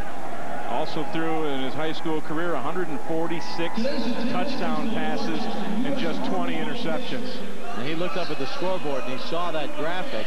And we asked him, you know, at some point you're going to have to lose the game. He said, well, not tomorrow. And I asked him, yeah, what are you going to do when you lose? And he said, I have no idea, having not experienced it. Joe McKnight in at tailback for the West. Mallett sets that big arm and hits Ahmad Page. You said big arm, and you're exactly right, Bob. 25 yards of frozen rope. And Mallett, you know, he just continues to impress. I don't think he's had a bad throw all day. Doesn't he kind of remind you of Ben Roethlisberger? Size and arm strength? Right, 6'7", 235-pounder. And the obvious arm strength. Put that one right between the 8s. The West will have the first down at 10 at the East 13. Well, first and 10 at the 13. Approaching 1 minute to go in the ballgame. West comfortably in front. Travis Lewis in at tailback. And he'll get the carry. Travis Lewis, the ball carrier. Picks up a couple yards. West will have to run one more play. You call any of San Antonio locations for dine-in, carry-out, delivery, or catering. Double Dave's Pizza. Well, Jimmy Clausen's high school career is now over. He's off to Notre Dame. Impressive performance by the West. Ryan Mallett, who's going to Michigan, the quarterback, is throwing a touchdown pass, smothering defense for the West in this U.S. Army All-American Bowl. John Clay now in at tailback.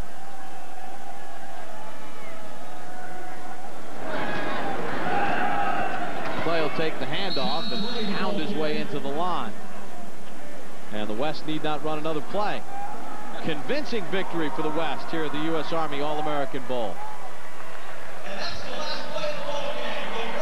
And overall, I think a pretty well-played ball game on both sides. The West took advantage of some things, and I think the difference was their quarterback play and then the play of Chris Gallipo at linebacker. Without a doubt. I think Chris Gallipo showed everyone here why he is the nation's premier linebacker and the nation's, along with Marvin Austin, one of the top 2 defensive players in the country. Outstanding performance by the West in a convincing 24-7 victory over the East. Head coach John Mack got the Gatorade bath from his players. Impressive performance. We'll have some interviews when we return after this timeout. It doesn't matter if you win or lose, as long as you try your best. Easter Bunny doing the bunny hop. Are you for real? You should see my abs. I left them in the car. Spaceship. So you see this guy, he's just like running like crazy. He goes into his end zone type thing. I'm sorry. Would somebody please help me out here? Help us decide which idea would make the best Super Bowl commercial ever. Voting ends this weekend. See the 12 finalists and vote at NFL.com/SuperAd now. You've seen the top show dogs at the National Dog Show. Now there's finally a show for any dog, any breed, even if you don't know your breed. It's Dog Show USA, presented by Purina, and it's easy to enter. Enter your dog online or by mail. Top dog and owner win a trip to the National Dog Show in Philadelphia. Plus, enter for a chance to win a trip to Universal Orlando Resort and to stay in the pet-friendly Hard Rock Hotel. Log on to dogshowusa.com and click Enter your dog. Back in San Antonio, the West dominating the East in the U.S. Army All-American Bowl. Impressive performance by the West, led by Jimmy Clausen and Ryan Mallett, as we send it down to Marty Snyder. Well, at least some of the guys on the East have a smile on their face. These are some of the Notre Dame guys. Who do I have here? I've got Justin Tratow. That'd be you. Duvall's over here somewhere. Duvall's there. And I got Aaron. And I've got Greg Little. Who joined us there in the last second? That is Gary Gray. And then how about Willie Corn back there? He was going to Clemson, but wanted to be on TV, and he messed up our whole shot. So have you guys done a good job of getting along this week and getting to know each other a little bit? Yeah, I mean, it's been a great time, you know, and I'm looking forward to going to Notre Dame and playing with all these guys. It should be fun. It's a fun group, isn't it? Oh, yeah, I mean, we're going to have a lot of fun down in Notre Dame. And who was the best recruiter among you guys this week who got other guys to try and come to Notre Dame? Oh, I don't know. I don't even know. I think we all tried to work on it. Did you all try to do that? Yeah, we were hoping to get a few more guys, but it just didn't work out that way. So, have you guys done a good job of recruiting? So far, we're coming in, bringing in a great recruiting class with all of us here. We all contributed today, and hope contributed early for the Irish. We asked these guys what the #1 thing they're going to bring to the Irish. They said speed. A lot of speed in this group right here. Otis. All right, guys. Ryan Mallett, I want to let you know the guys up in the booth voted you a strong second in the MVP race. It looked to be a lot of competition between the quarterbacks out there. Assess your performance today. I don't know. I think we both played pretty good. We're on the same team, so we got a W. That's all that matters. We were having fun. High school career is now over. You headed to Michigan. Your thoughts on going there with Lloyd Carr? I'll leave tomorrow. I can't wait to get there. All right. Congratulations on today's game. Marty, back to you. I've tracked down another Irish guy. That'd be Jimmy Clausen. And I told you 44-0 now you're still undefeated. That was a good game for you guys. Yeah, it was a lot of fun, you know, coming out, playing against the best guys in the nation. It was just a lot of fun today. Was it a challenge playing against really the best of the best in high school and much different than what you saw every week? It was the first day we came out for practice, but, you know, I got used to the speed as the days went on, and, you know, it was just a lot of fun coming out here and playing against the best guys in the nation. Your offense clicked early on. What was the key to that? You guys kind of took it easy in practice this week. Did it help out a little bit? Yeah, it did, but, you know, the thing that we wanted to do was just work on our quick game, you know, get the ball out. Those front four of the East team were pretty good, and, you know, it didn't show tonight, but because we got the ball out so fast, but those guys are real good. All right, and you did well in the very constricting medium jersey. Good job on that today. Oh, thank you. All right, he gets to go put on #7 for the Irish starting next year, Bob. All right, thank you, Marty. Tom Lemming rejoins us in the booth along with Ray Bentley. Your impressions of the day, Tom? I was impressed with the overall athletic ability at every single position, but Ryan Mallett's arm, I seen him live a couple times this year, but when you watch him again, boy, this guy's got a bullet. he throws a bullet, and his arm strength is second to none. And Ray, you know, for these players that played at their respective high schools and had tremendous success, this is the first taste of the next level where they see the size and speed and athleticism across the board. Yeah, I think it opens eyes because, you know, you're the big fish in a small pond in high school. Then you come out here and you start seeing some of these other guys, and it gives you a little bit of motivation, I think, to turn things up and continue to work to get where you want to get and meet your goals. Well, it's been a lot of fun throughout the course of the week for these young athletes and their families as they get a chance to rub elbows with the best high school players in the country. Well, once again, the final score at the U.S. Army All-American Bowl. The West 24, the East 7, with live declarations throughout the day. Coming up next, it's NFL Wild Card Saturday as the Kansas City Chiefs take on the Indianapolis Colts. For Ray Bentley, Tom Lemming, Marty Snyder, Otis Livingston, Jamie Newberg, and our entire NBC Sports crew, I'm Bob Papa saying so long from San Antonio, Texas, at the 2007 U.S. Army All-American Bowl. The premiere of the new NBC Sunday starts with a special Deal or No Deal. Then it's the premiere of Grease, You're the One That I Want, where you pick the leads. And the premiere of The Apprentice L.A., where the winners live in a mansion and the losers intense. The premiere of the all-new Sunday starts at an early time, 7/6 Central on NBC.